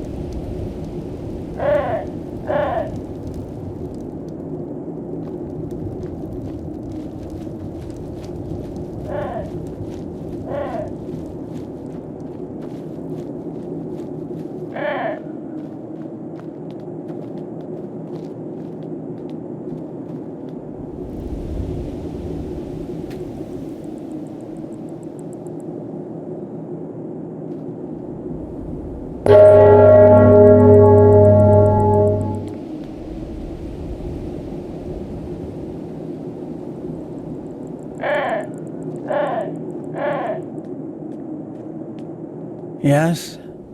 What do you want? I'm the servant, so no, I'm not. And if you're looking for charity, you've come to the wrong place. Do you now? So what could two traveling merchants dressed in rags have that might be of interest to my master? This is the silver brooch of a seraph. Where did you get this?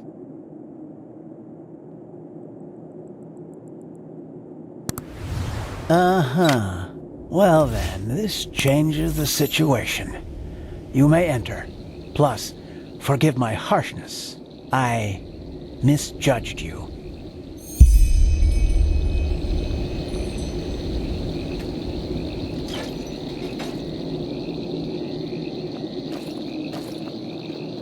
Unfortunately, Master Gages is currently playing music, and will be at least until dawn. But you can make yourself comfortable in the guest room. He will see to you in the morning. Okay, that sounds good. Today we wouldn't have made it back to Ark anyway. Just try to get a Myrid Warden to fly in this weather. So, nice house you've got here. So it's just you and your master who live here, right? People talk about him a lot. Please, let's just save the small talk. You're here for business.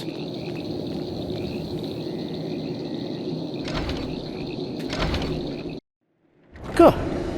Now follow me upstairs. I'll show you to your quarters. As I said already, Master Gages will play through the night. My apologies if his music keeps you awake, but if you want a piece of advice, listen. You won't hear anything comparable in all of Vin. Well, then we'll do just that. So I take it your master's an artist, right? I saw the puppets. They're interesting. Interesting. Yes, that they are. Master Gages always says art is unique because it allows us to see what our mind doesn't want us to see. What's that supposed to mean? Well, we all have demons inside of us, don't you agree, Miser Delvaric? Memories, truths about ourselves we've locked away somewhere in our unconscious because we don't want to confront them. True art surpasses all these barriers because it reminds us of who we truly are. Interesting thought.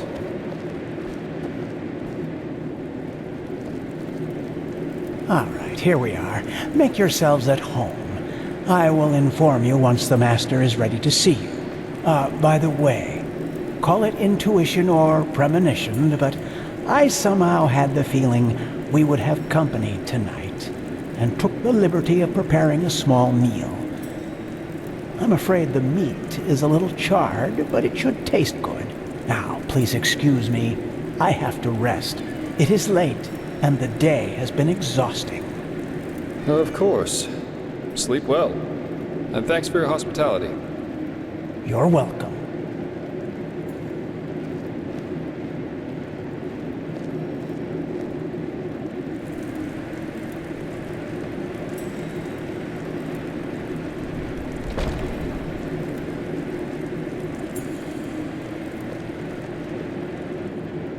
And there he goes.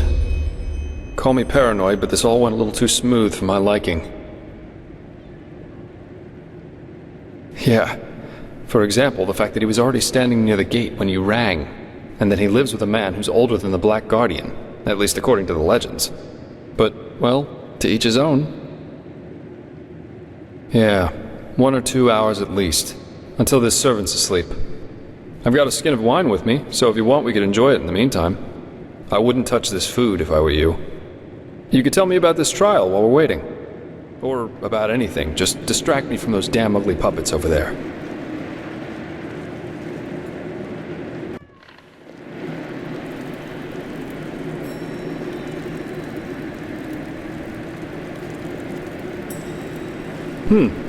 Interesting thought.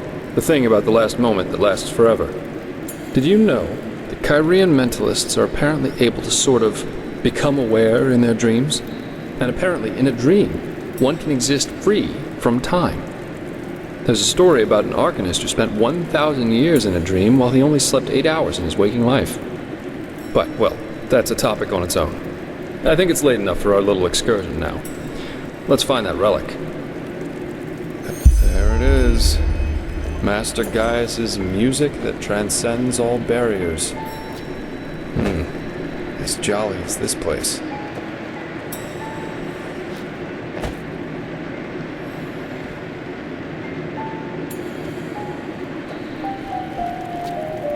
We have to find this artifact. Maybe he's hiding it in some kind of chest or a secret chamber. Let's look around.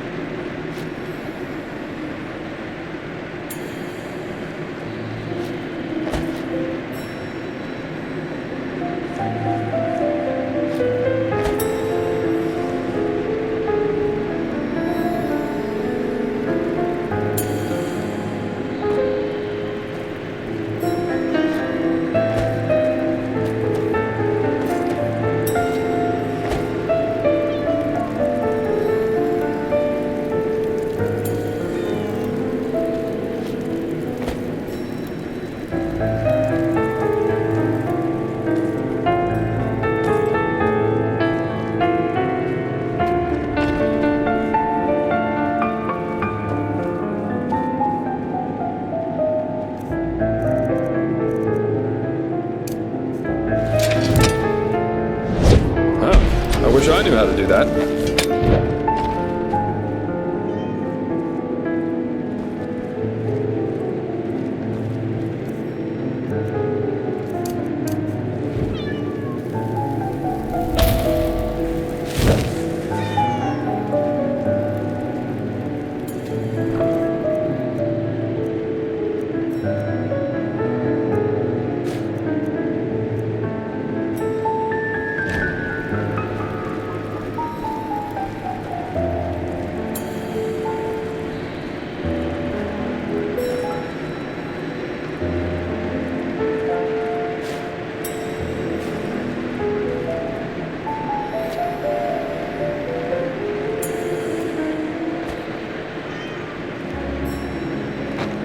We have to find this up. In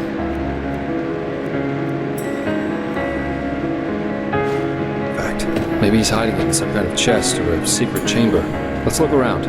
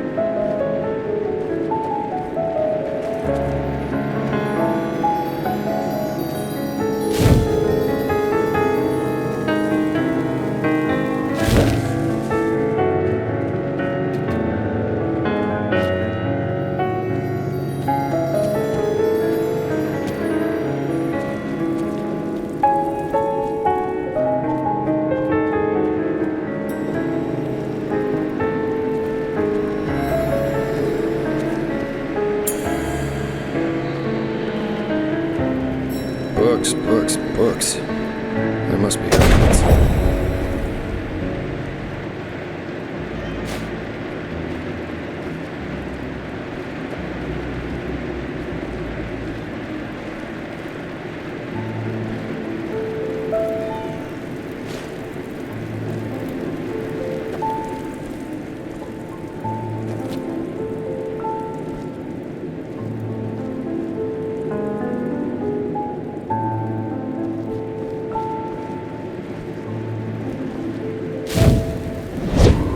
This artifact.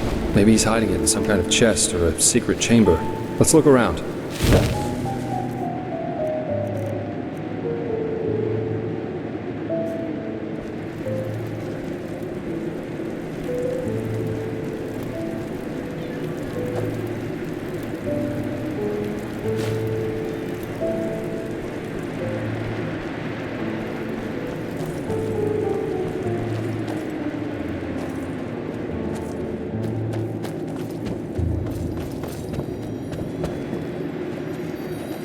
That looks like some kind of study.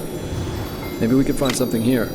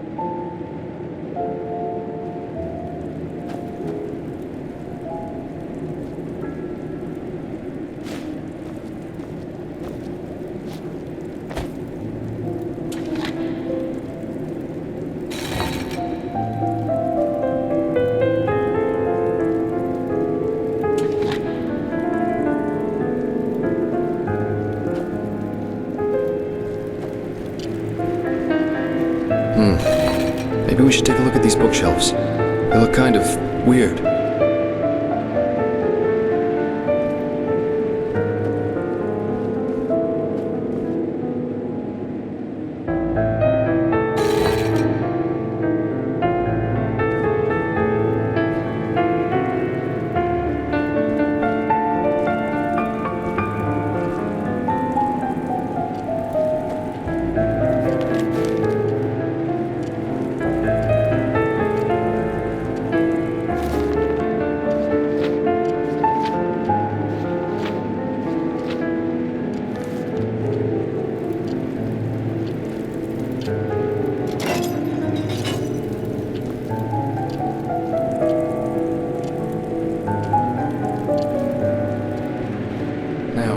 These books must be part of some kind of mechanism. Have you tried, I don't know, pulling on them or something like that?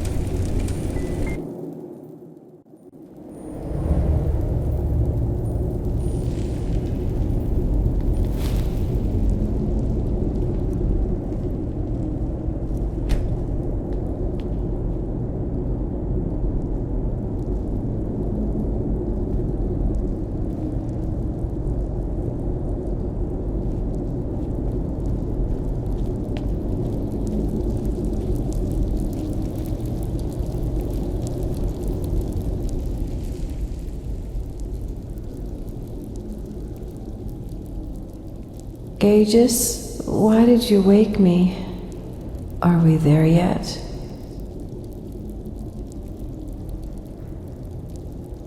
Oh, you did? Oh, that's kind of you. But don't worry so much about me, darling. I'll manage somehow. I'm sorry you have to go through all this, really. All this time, I can hardly imagine how hard that must be for you. But I still believe in our dream. I still do.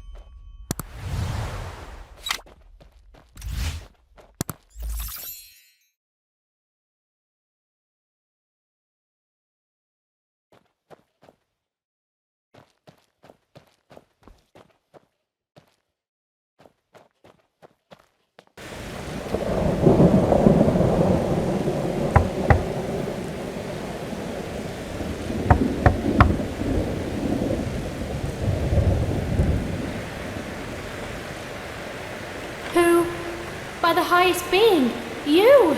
I thought you were dead. Jakal. He He betrayed us. They're all dead. What? Yes, but it doesn't matter. We have to get away from here. His armies, they're everywhere, and they're killing everyone. What about Lilanya? Is she alright? Yes. Yes, she's asleep. But where do you want to go? We're... Come on, get inside. We'll talk about it there. Our brother, he's here too. He arrived last night. Kumar? I thought he was up north. He was, yes. But he rode back when he heard about the siege. He wants to help defend the city. He will be angry when he finds out that you fled, you know? Staying would have been suicide. He would understand.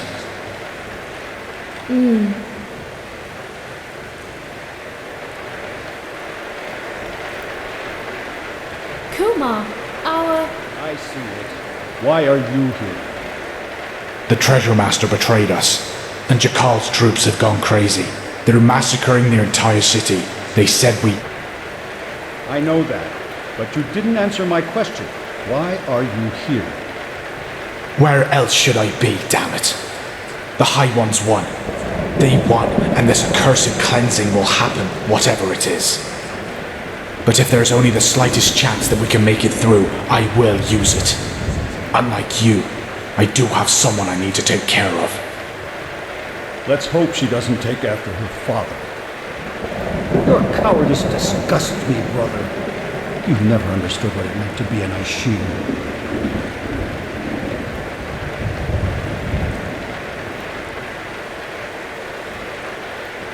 I knew that would happen. He's such a bulldog. For him, there's nothing but his goddamn honor. At least since he lost Yalek, yes. He won't let us flee. You do realize that, right? He will force you to keep your oath, to stay and fight. To the death. I will talk to him. We'll do this, sister, somehow. Yes, of course we will. There's still some stew. I will prepare a bowl for you, alright? You go and look after the little one. I think she is slowly beginning to understand what's happening here.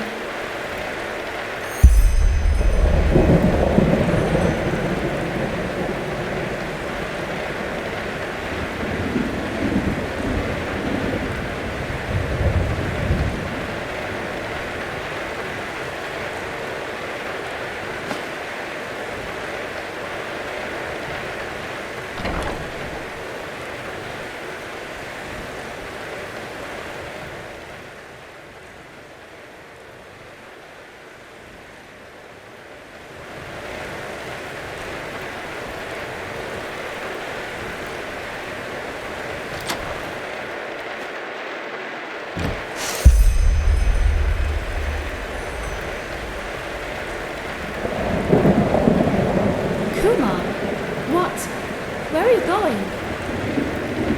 Go and get Eric. We're leaving. Leaving? But you heard him. The city is lost. Well, isn't that good timing? I have been thinking, and I have decided that I will not let my only brother die as a deserter. Ride to the city at first light and help with the defense. That's not going to happen. I told you that. Zura and I will take Lilanya and flee to the north. Come with us or don't, but you will not get in our way. Period. Period. Thank the highest being that we're family. Just thank God. Kill them! Kill them all!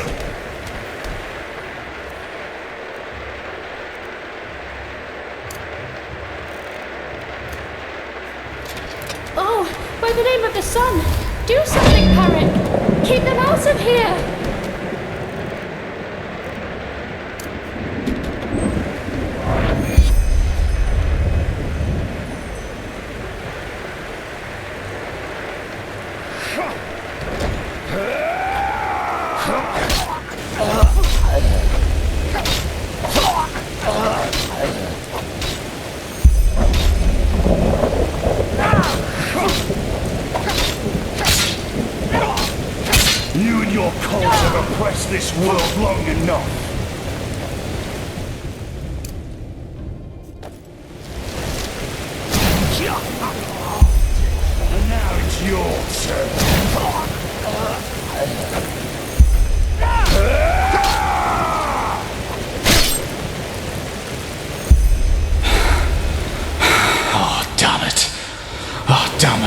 Damn it!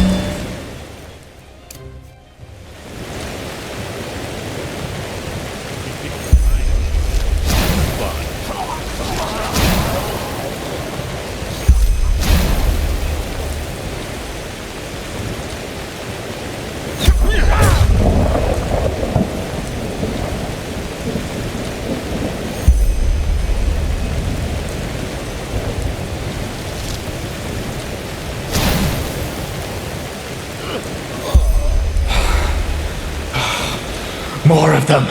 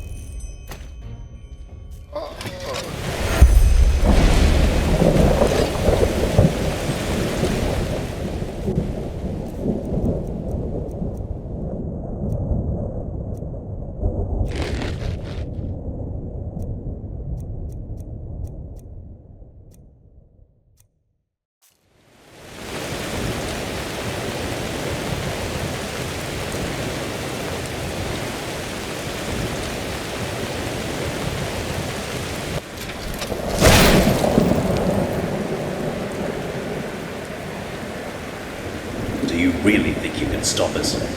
For every one of us you kill, a dozen more will come. No, please. I don't want any of this. No one wants any of this. Just let us go. I have a daughter.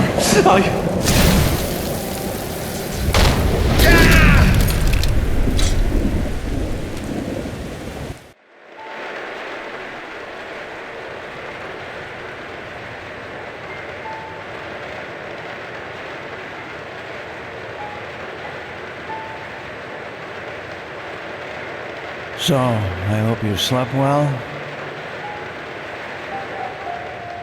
Well, what do you think? I brought you here. After you broke into my sanctum and made your little journey into the realm of the dead. Oh, please, don't look at me like that. I knew what you were up to from the start. Sadly enough, I did. No, you don't. Because you don't dare to question. Peculiar situation, all of this, isn't it? Suddenly you, the fugitive urchin, become mankind's salvation. And suddenly, just like that, out of nowhere, you can perform feats others would require decades to master. Even better, you're one of the emissaries who can hear the echo of the future. But still, you never asked yourself why. You're right, I do. But if there's one thing time has taught me, there are things one has to realize for him or herself. You can't force insight on people. It has never worked, and it never will. Who am I? Back then, I might have given you an impressive response to that. But at this time, I couldn't say anything that would help you. Let's just say, I'm an observer. A fleshless eye, if you prefer.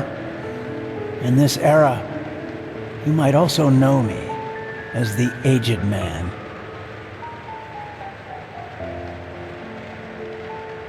Yes, and I'm certain that irritates you. But timelessness isn't that much of a feat. You will find that out yourself soon enough, too.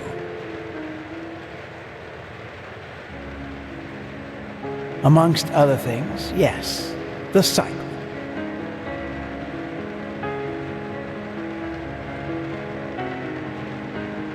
Believe me, all I say is quite thought through.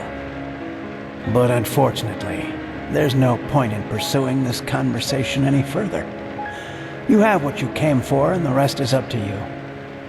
Even though I doubt it will make much of a difference. Maybe you could do just that, but time will tell. Now, forgive me.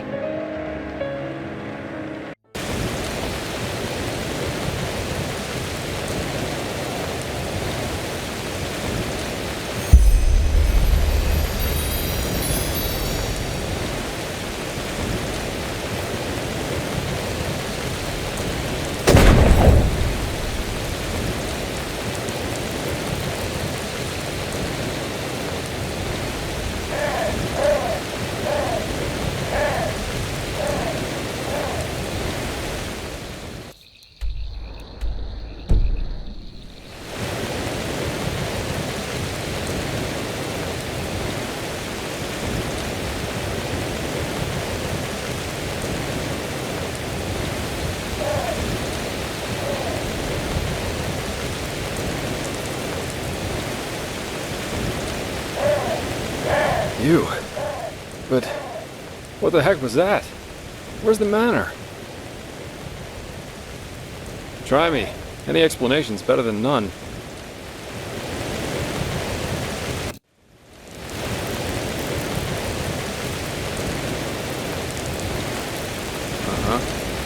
It sounds strange, to say the least. After you went down that shaft, someone locked the door to the study.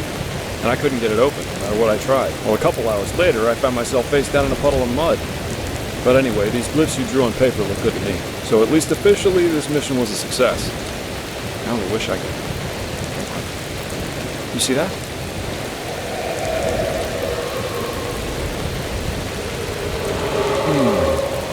What's that? A casket?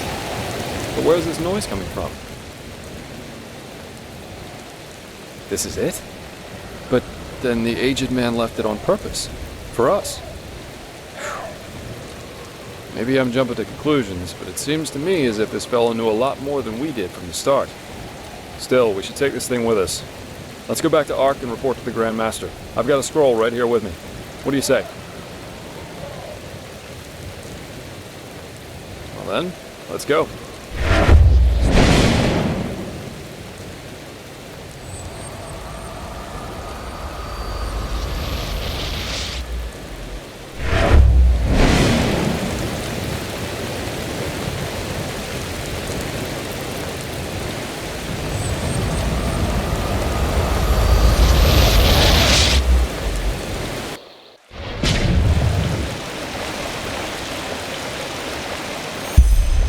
Here we are.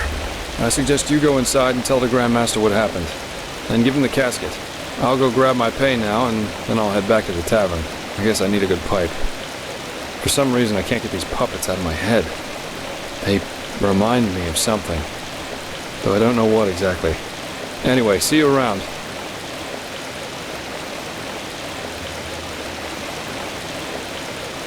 Pathlessness, wherever you look.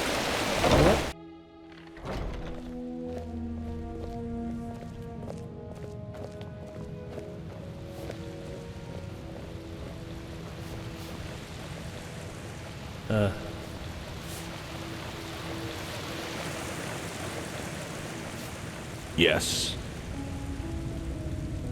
Yeah, as if. Walk blessed.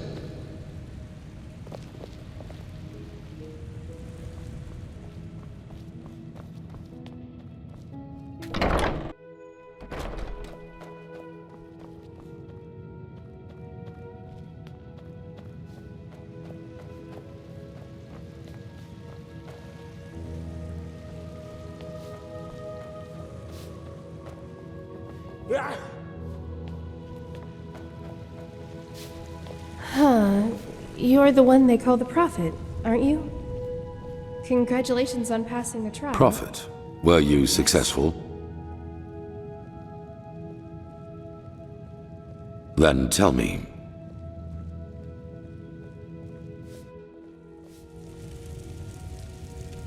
So he knew about the cycle. That's disquieting and interesting. Yes, maybe that's an attempt to help us. He's not against us, because if he were, he wouldn't have let you out alive. I bet that the Lightborn also knew more about the aged man than they told us. This explains why Malphas told the Order specifically not to bother him. But we will discuss his identity another time. What matters is that you were able to find the missing glyphs, and that we now have this relic, however useful it will be in the future. Bring both of them to the Archmagister, so that we can activate the Sigil Stone. Oh, and one more thing. What did the Pyreans in your memory call those behind the cleansing? The High Ones? Good. Then the enemy has a name now. Come back to me once you've talked to Maragil. Pegast still needs your help.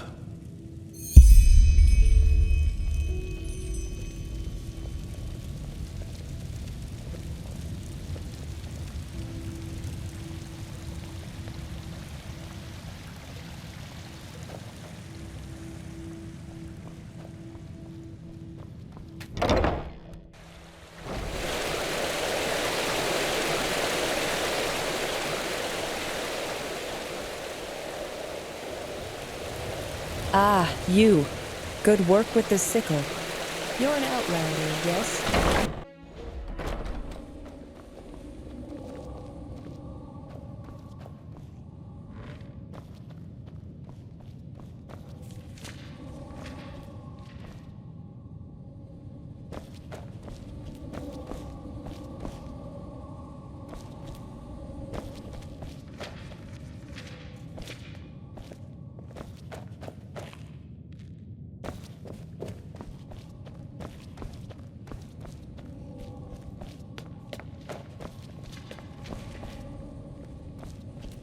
Jarem dorba nubis, locarem tares.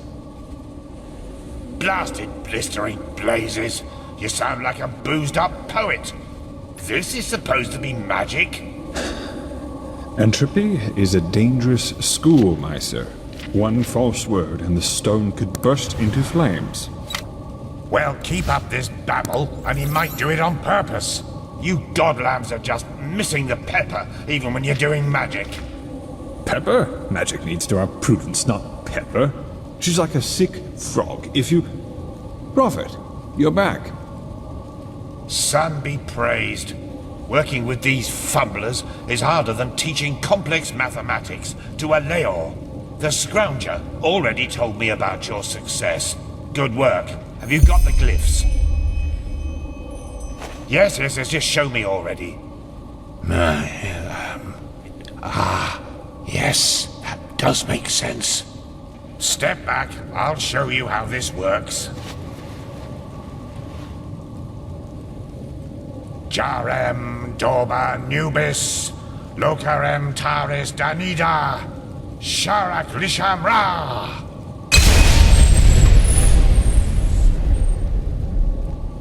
By the righteous path. Are you feeling this? Yes, this is impressive. Truly impressive. Are those the shards?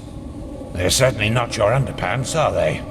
According to the Piraean writings, these shards offered protection against the Red Madness, as long as the sigil stone remains active.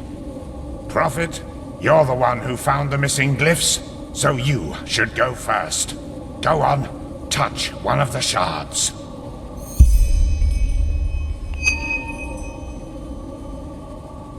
So, how do you feel? Very well. Then let's hope that this sigil stone lives up to its promise. Boy, go and tell the quartermaster that every keeper, as well as each one of us, is to be wearing one of these fragments by nightfall. Boy? Gazov. My sir, I really don't think this... Do what he says, Legion. That is not how you will make friends here, Firespark. Not at all. If it were friends I was looking for, I certainly wouldn't be here. Once again, good work. Old Aranthiel asked me to give you that, so you could buy better equipment. Now go back to him, and let him tell you about the next mission. It seems that Lishari has once again dug up something that could change everything. Hello. This just doesn't make any sense.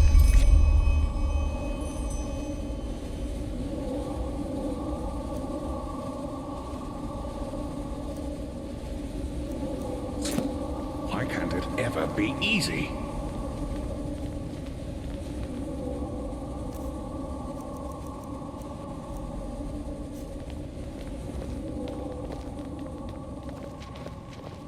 Is it now? Yes. Now, if it isn't the prodigy. Well? Yes, that just might work.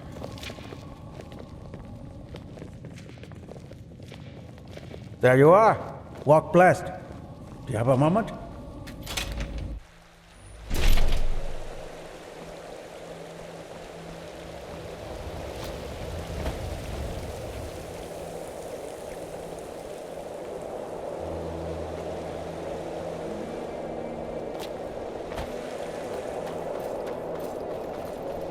The notorious prodigy.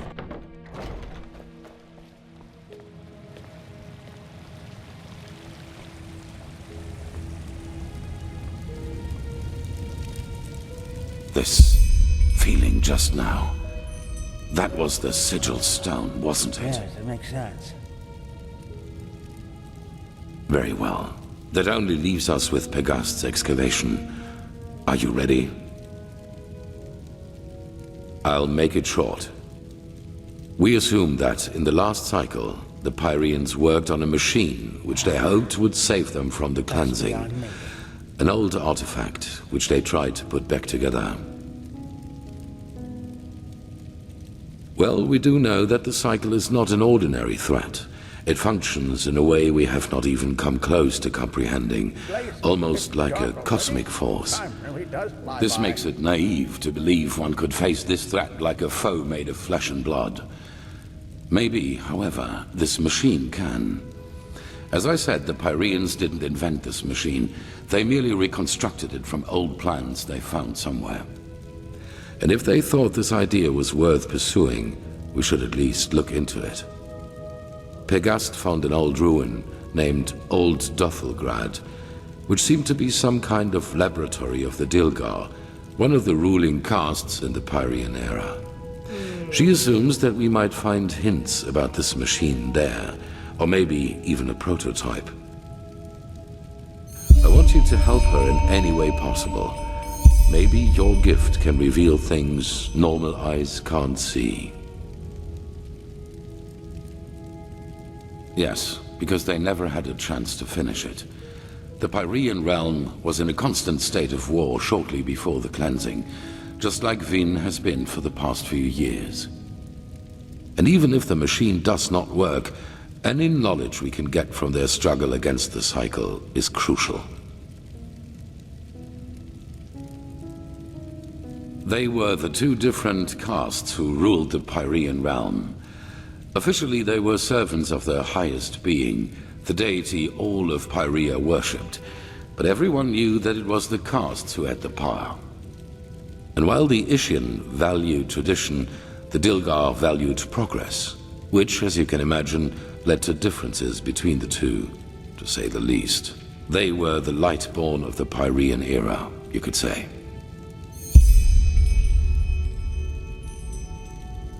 It's in a remote section of the Heartland. Keeper Sakaresh will accompany you there and show you the way. Good luck.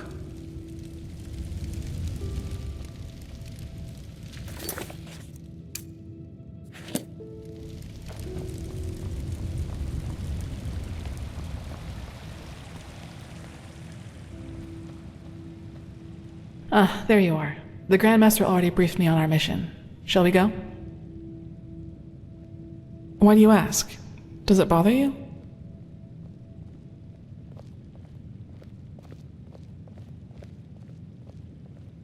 Yes, that's true. To answer your question, I don't know. I assume I am accompanying you because we both did the trial together, but as to why you are assigned to such a crucial mission is beyond me. It seems the Grandmaster really does believe in your role as a prophet, whatever that may mean.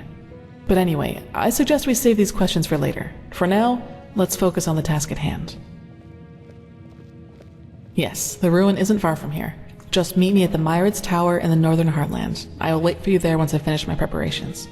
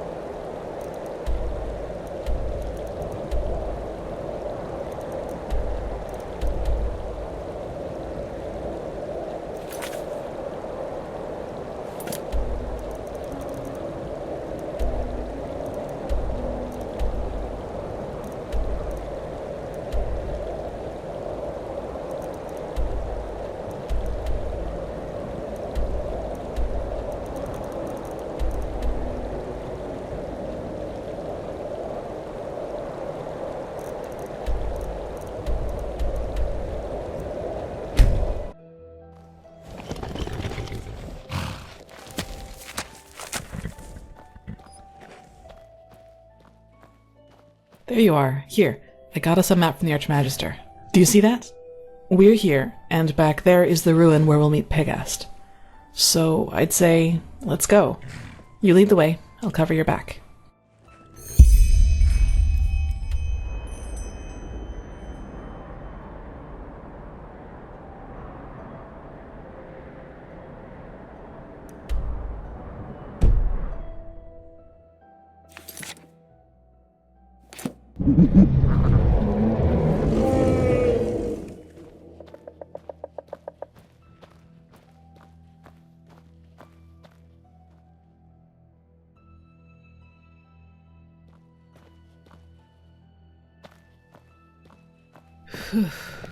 It's so quiet here. Before... Yes? Yes, it is. Master Tyrus, my foster father. He was half Kyranian, as you might have guessed already. Some words just stuck around.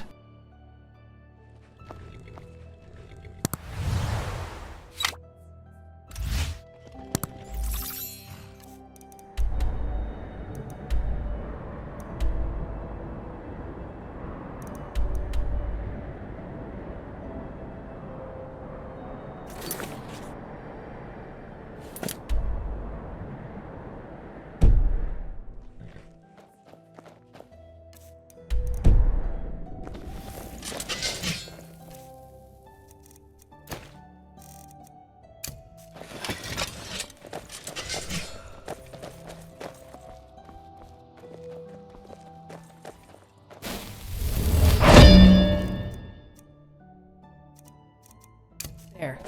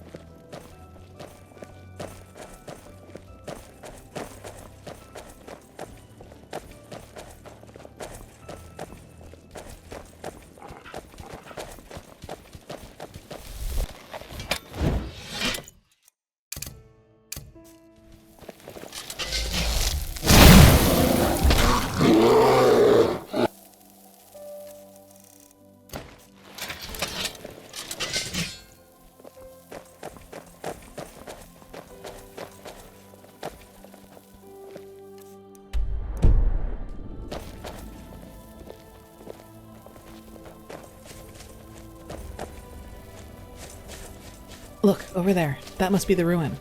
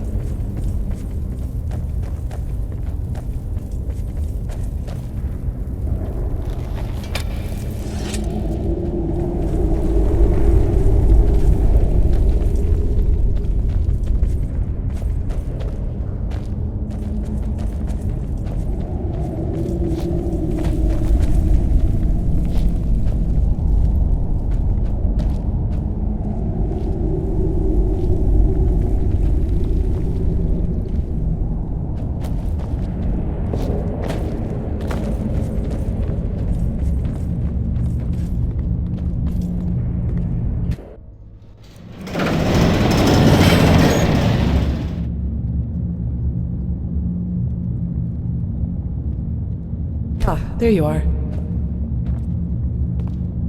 Yes? Then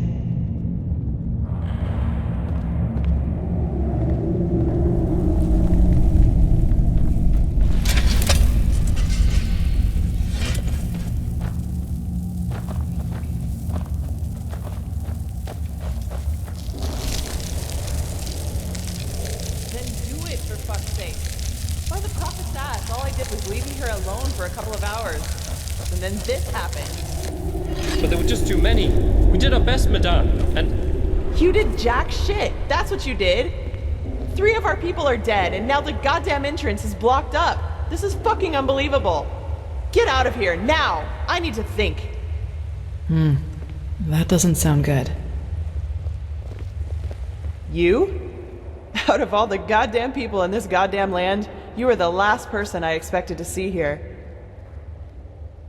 Well, congratulations. Though I don't have the slightest idea what good getting wasted on weird droge can possibly do. Nightshade elixir isn't just some weird droga. It's a centuries-old recipe that was already being used by the first vassals. Maybe you should have known that before judging our traditions. Well, now I do. And just who exactly are you? Kalia Sakaresh, keeper of the first sigil. I was exalted together with the one you call the prophet. Sakaresh? You're the girl from the village. Maybe. Have you heard of me? Well, there are some interesting rumors revolving around you. Let's put it that way. But who am I to complain? 2 keepers are certainly better than those idiots from the guard. Actually, you've come at just the right time. You'll be surprised, but I've found myself in almost exactly the same trouble as in Aldrashengrad. Seems I have a knack for that kind of shit. Almost. This time it was bandits. They ran in here about 2 hours ago and charged through us like we were bloody beginners. Well, that's the problem. Do you see that hallway over there?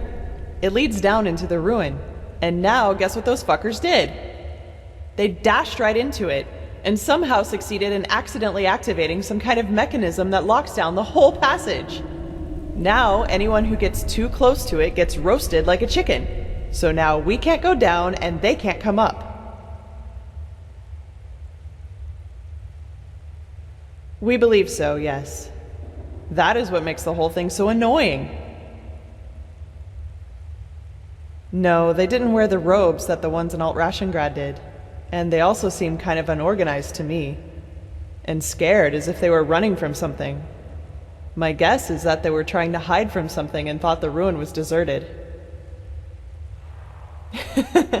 Somehow, yes, but would you place the button to deactivate the trap right next to the door it's supposed to protect? We need to find another way down. But at least we've got a clue. Some kind of hidden entrance. We're still stuck getting it open, though. Come, I'll show you. Who knows? Maybe you'll see something in the past that might help us.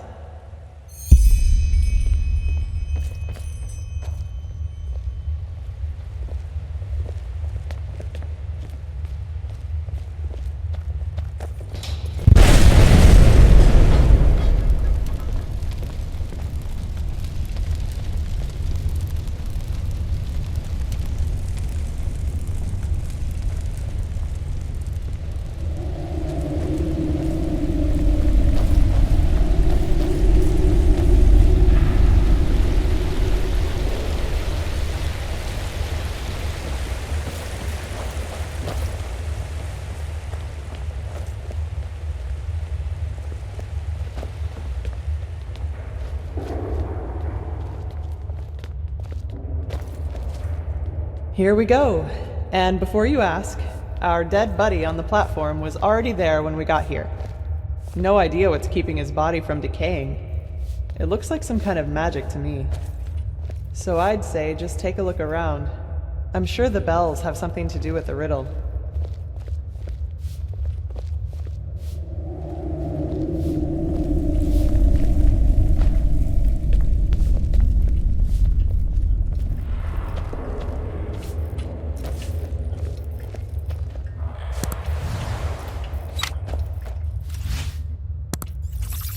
Ahoy.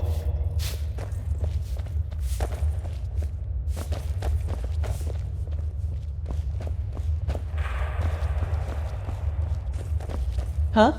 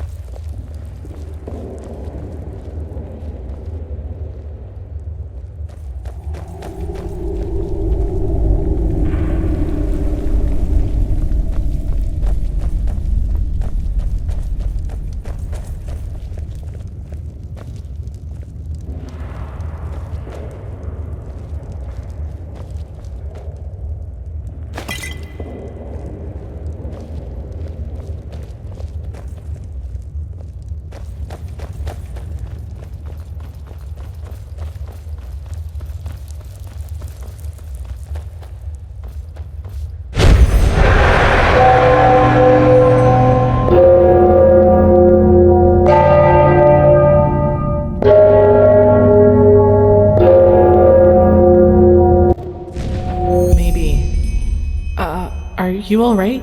You look pale. You did? Then this mage woman was right. What did you... Yes? How was I right?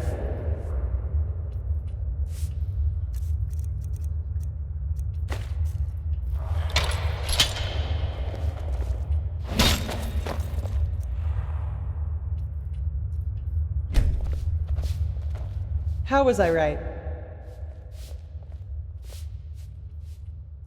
Seriously? By the prophet's ass, that's, convenient. But who am I to complain? So, what's the deal with those bells? Be my guest.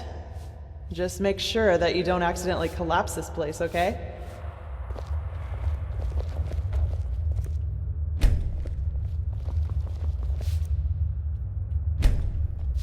That sounds wrong. Try again. Yes, that must be it.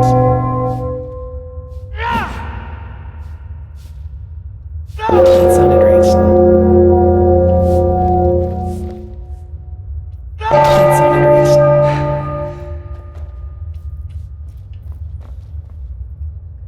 That sounded right.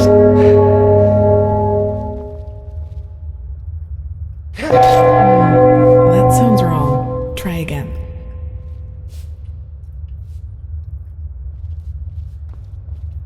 Yes, that must be it. That sounded right. That sounded right. That sounded right.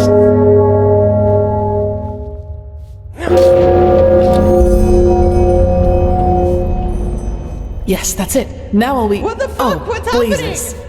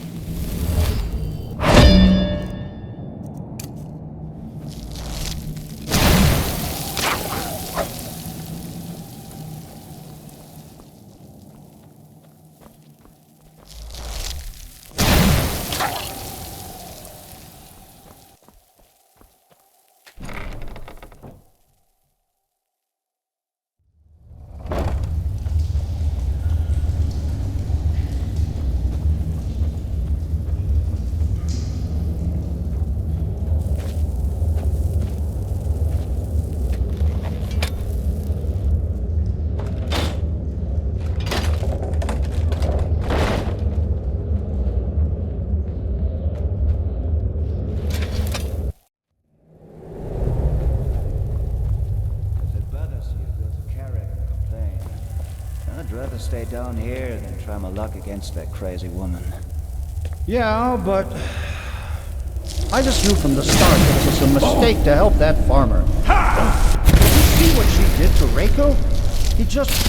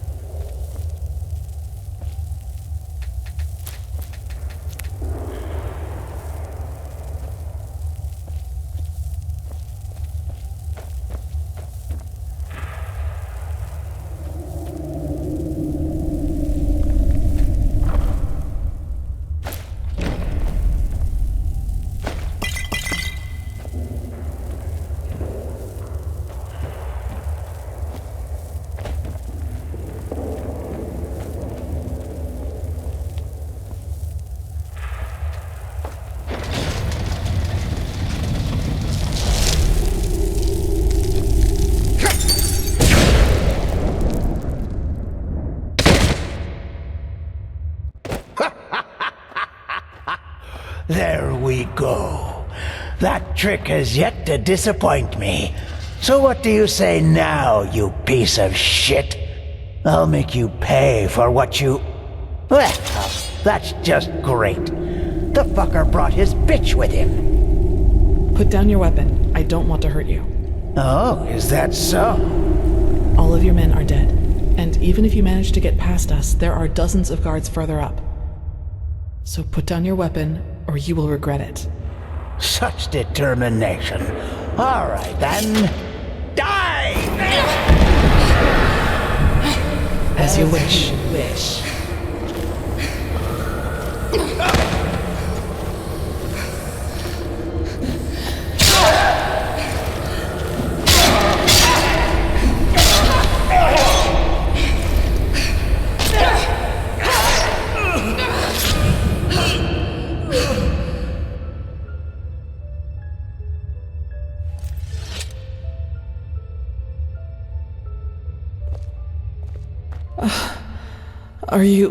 Are you all right?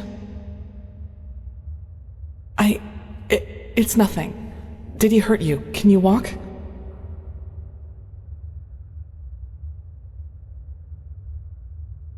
What is this, an interrogation? As I see it, I just saved your damn life. So why don't you do me a favor and keep the questions to yourself? I'm sorry, it's too much right now. We'll talk about it once we get back to the temple. Now, come on, we should push forward. I fell, thank Malphas, into a thicket farther down the ruin. It was some kind of machine room, at least that's what it looked like to me. And luckily enough, that's also how the traps in the entrance are being controlled. I tried to deactivate them. We'll see if it worked. Anyway, do you see the camp down there? We should take a look at it. Yes?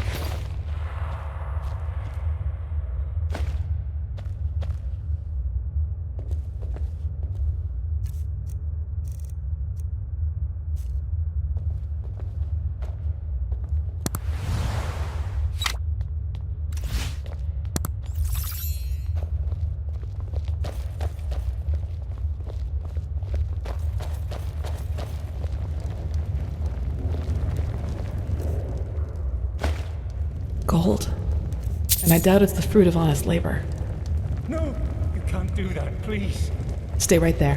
Who are you? I'm not one of them. Please don't hurt me. Oh, by the righteous path. What did I get myself into? Alice Summerstone. I'm just a simple man, a farmer by me path. I have 2 daughters, me woman and a little farm girl just a few miles from Ark. Maybe you know one of me girls. She sells our bread at the market, Mondas de Freiras.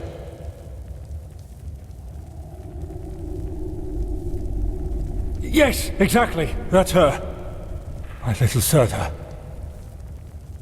Aye, of course. Do you know who Landlord Borek is? He's one of the most influential landlords of the Farmer's Coast. Both the Guard and the Order get their food from his lands. What does he have to do with this? Everything. He's a pathless bastard. And all of this is his fault. I swear it by me name. Why? Because he's a criminal, that's why. Believe me, I know how that sounds. But it's the truth. You have to believe me.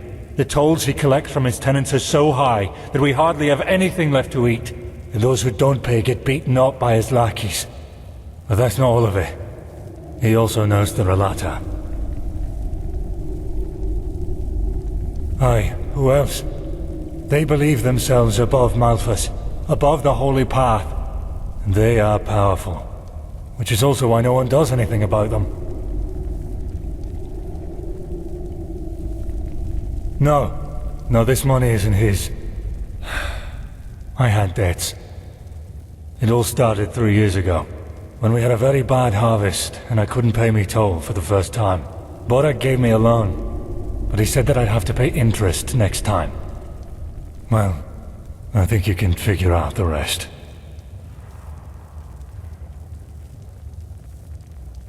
Aye.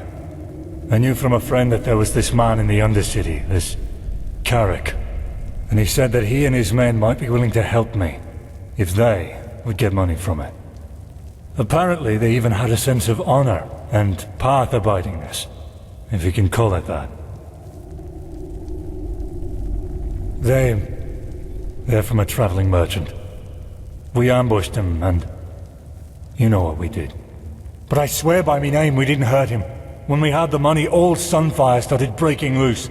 Some kind of woman appeared, all veiled and dressed in black. And in the wink of an eye, she killed 2 of Carrick's men. We tried to fight her at first, but then we ran for it. Well, and ended up in this ruin.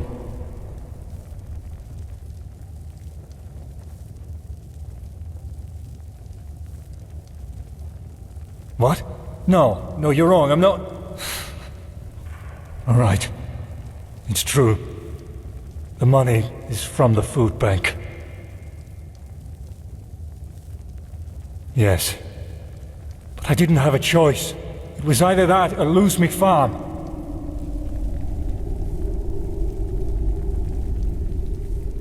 I know. I was there. Carrick was so mad about all that happened with this witch woman, you know? I think he just wanted to get his men to safety. But still, you're right. I was a fool to trust him, and I regret what I did. She didn't speak much, but yes, she had dark robes. And she was... different. Unholy. Sorry, I don't know how to describe her any better. Me farm and me family, aye. Please, it's the right thing to do. If I don't have the money by the next turn of the moon, Borak and his lackeys will change their tune. And I know what that means.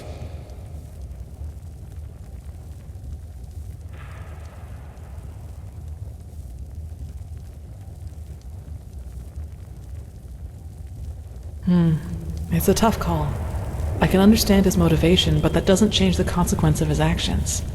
If we let him run, we legitimize his crime, so to speak. You should justify your crime before the tribunal. Explain to them what Borak did, and they might judge you lightly. Judge lightly? You don't really believe that, do you? They don't care about the why, and even if they do, it doesn't change a damn thing about the fact that me family is lost without this money. Maybe, but it doesn't change that you're at least partially responsible for what happened here. But it's your call.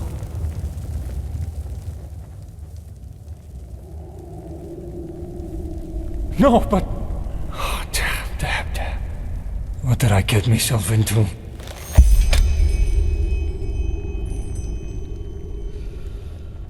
By the prophet's ass, you really got them all. You don't stop surprising me, that's for sure. And neither do you, Keeper Sakaresh.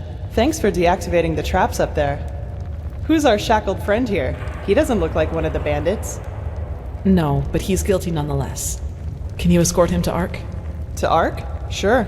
Jakil, Jorel, you take care of that. Alright then.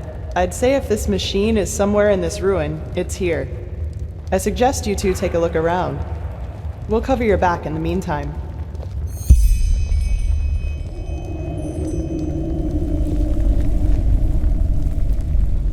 Do you see the passage over there? We should take a look at it. Huh?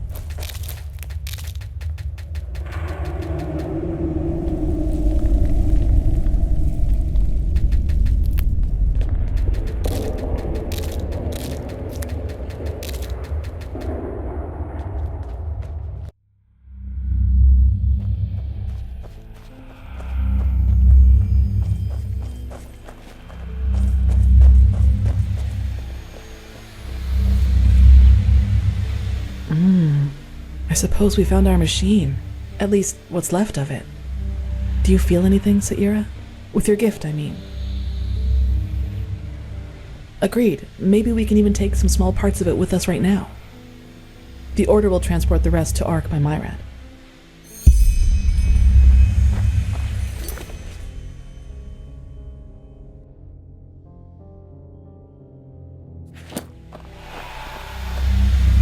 What strange metal. It didn't rust at all despite all the time it's been here.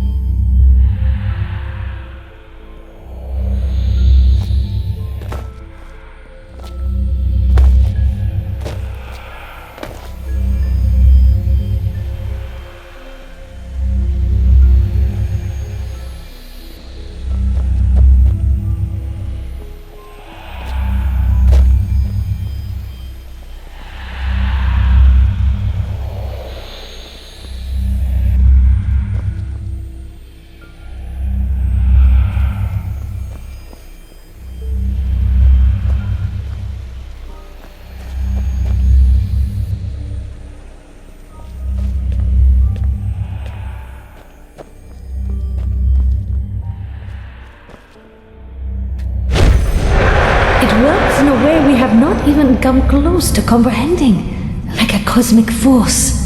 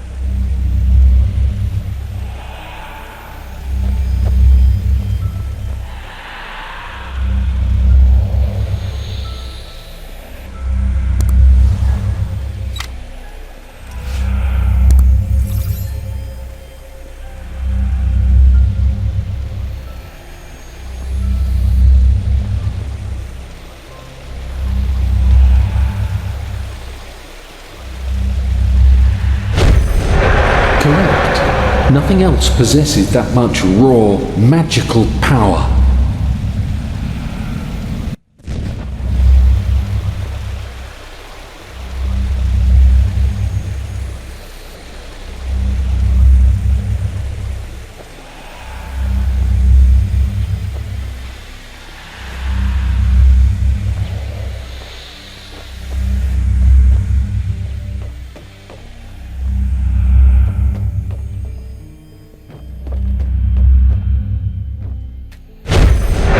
All this energy, it's useless without the Numinos.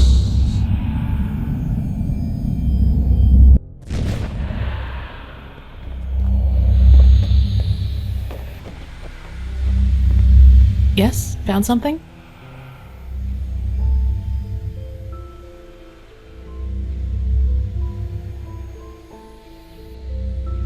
Oh, I did? I'm sorry. Sairo is Kyranian and can mean a lot of things, but the closest translation in our case would be brother in arms. My foster father called me that, so I suppose it's just an old habit. I like the way it sounds, though. If you don't mind, I'll call you that from now on.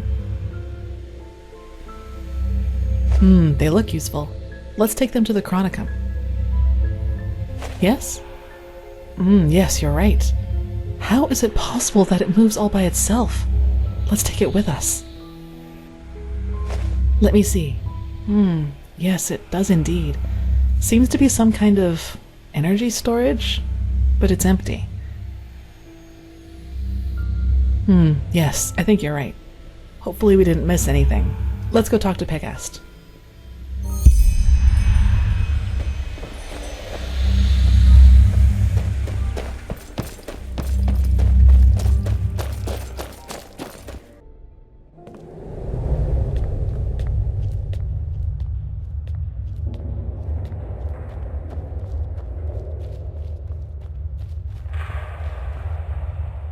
Now that was quick. So, what did you find? Well, that's not much of a surprise considering how long it was down here. And as long as we can reconstruct it, that's alright. I sent some of my men back to Ark. We'll request a caravan to get all the parts back to the temple and see what we can do from there. Let's just hope it really will help us against this cleansing, whatever it is. As much as I admire Pyrean technology, I don't like the idea of putting our lives in the hands of it. Let me see.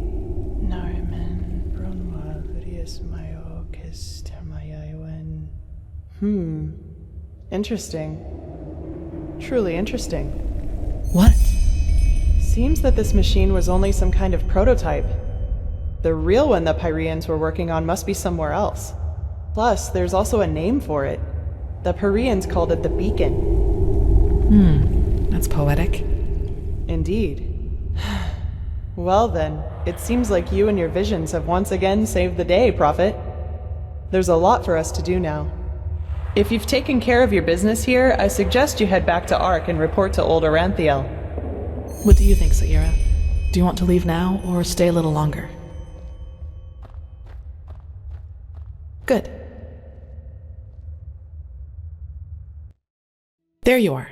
Pegast's mages have already told the Grandmaster about our find, and they're waiting for us in the Emporium. Let's go.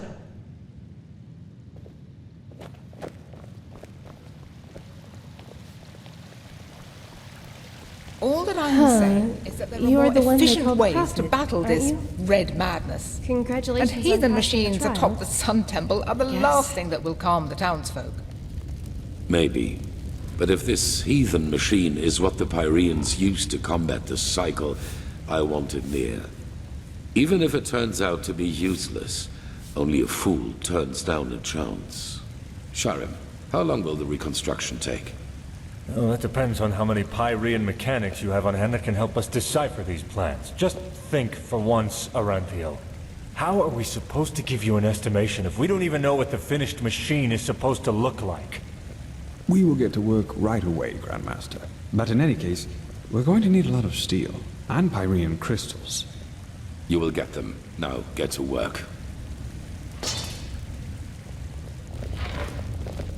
You did excellent work. We will reconstruct this machine, no matter the price. Here, this will reward you for your effort. With the beacon and the sigiled stone, we now have both a sword and shield against these High Ones. That is more than I had hoped for. However, there has also been a disquieting development. I have called in a conclave, and it will take place in a day. Come back then, and use the time to rest.